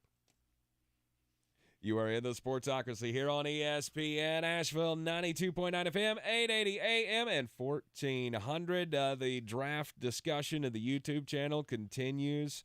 Tyler Cunningham says, Jeremy, your Jets. We're watching Cody Mauch a lot today. Don't tempt me. Don't tell me things until they're. Said he could. Because I love him. Could be a potential depth piece for you guys. The best way I can describe Cody Mauch is if you look at him when he got to college and you look at him when he left college. It was almost like the day I discovered domestic lights from the day I found it until 3 years in, because all of his hair got longer. He got about, 130 pounds bigger and grew about 6 inches. And now he's just a big old scary person, and I would love for him to play for my Jets. Oh, the NFL draft, it all starts in Mobile. Oh, it's so good. This is my favorite time of the year. We got off-season things coming up. People ask us all the time, but what are you going to do after the football season ends? Continue to talk about football. 60 million people watch the AFC Championship game. I think we'll figure it out. That is an insane number. Mm-hmm. It's a 17 share, just in case you're curious. Mm-hmm. It's pretty big. The highest rated show on primetime cable television does like a 2.4. That should pretty much tell you everything you need to know. But why do you not talk about the NBA? Because you've told us you don't care. Why do you not talk about Major League Baseball? Because you wouldn't know what we were talking about if we did talk about it. Yeah, and because baseball, because baseball keeps doing those dumb things. So the most spicy thing that baseball did this week was they gave out the Cy Young Awards, and they misspelled the word valuable on it. Hot. Yeah. Because baseball. This is your time saver traffic on the new ESPN Asheville. Traffic is slow, 240 westbound between Charlotte Street and US 1923, exit 4A. Near Arden, Hendersonville Road northbound slow between Buck Shoals Road and Haywood Road due to an accident. Again, Haywood Road northbound slow between North Chapel Road and I-40. Sweeten Creek Road southbound stop and go approaching the Blue Ridge Parkway and continuing to Mills Gap Road. On the Charlotte Highway, no backups. Tunnel Road moving well. I'm Lynn Benfield with your Time Saver traffic. This report is sponsored by Progressive Insurance. Progressive Commercial Insurance can protect your small business with over 30 coverage options, an easy-to-use mobile app, personalized discounts, and more. Get a quote in as little as 6 minutes at progressivecommercial.com. Discounts and coverage selections not available in all states or situations. 2 NBA insiders podcasting twice a week to plug you right into the NBA grapevine. All happening in only one place. This League Uncut, the new NBA podcast with me, Chris Haynes, and me, Mark Stein. Join us as we team up to expound on everything we're covering, hearing, and chasing. Listen to This League Uncut with Chris Haynes and Mark Stein on the iHeartRadio app or wherever you get your podcasts. It's the final days to save big store-wide at the Truckload event at Lowe's. Right now, get deals on select major appliances and take home what you buy same day. And save an additional 10% on all in-store clearance appliances. Plus, get savings on even more items across the store, like up to 40% off select bathroom products. Hurry and head to your local Lowe's store or visit Lowes.com to shop the Truckload event today. Exclusions apply while supplies last. Selection varies by location. See Lowes.com for details. Valid 126 through 2/8. To some, a baby's babbling doesn't mean much, but it does. Especially if there's no babbling at all. Little to no babbling by 12 months or later is just one of the possible signs of autism in children. Learn more at autismspeaks.org. Brought to you by Autism Speaks and the Ad Council. Everyone's heard about the housing market and this being the best time to sell a house in years. But the same thing applies to cars. Whether you're looking to buy a car, trade in, or sell that car in the driveway collecting dust, Fred Anderson Nissan of Asheville wants to buy your car. They have 2 on-site managers that work with Kelley Blue Book to give you top dollar for your vehicle. You can even have your car appraised instantly at AndersonNissan.com. Stop in and visit them today at 629 Brevard Road in Asheville or call them at 828-365-1663. Rogue Combat Club, Asheville's home for comprehensive martial arts training, has a goal for our community, one that's stronger, more fit, and unwavers in its support of one another. Rogue Combat Club's instructors have competed at the highest levels and offer classes for everyone from young children to adults in Brazilian Jiu-Jitsu, Muay Thai, and wrestling. Rogue Combat Club classes can help you boost your self-confidence and self-defense skills while weeding out the egos and intimidation found at other gyms. Join today at RogueCombatClub.com. I believe real estate isn't about properties. It's about people. I'm Clarissa Hyatt Zach with eXp Realty, serving all of Western North Carolina. Navigating the home buying and selling journey can feel overwhelming at times, and that's why having an agent who cares about you and your needs is key. I'm a native of Western North Carolina, and I close over a home a week. I'm an expert in the market, pricing my sellers correctly to net you the most money, and working as a skilled negotiator for my buyers. Please give me a call today at 828-774-6343 to set up a complimentary market analysis. The Sportsocracy. These guys are a f***ing disgrace.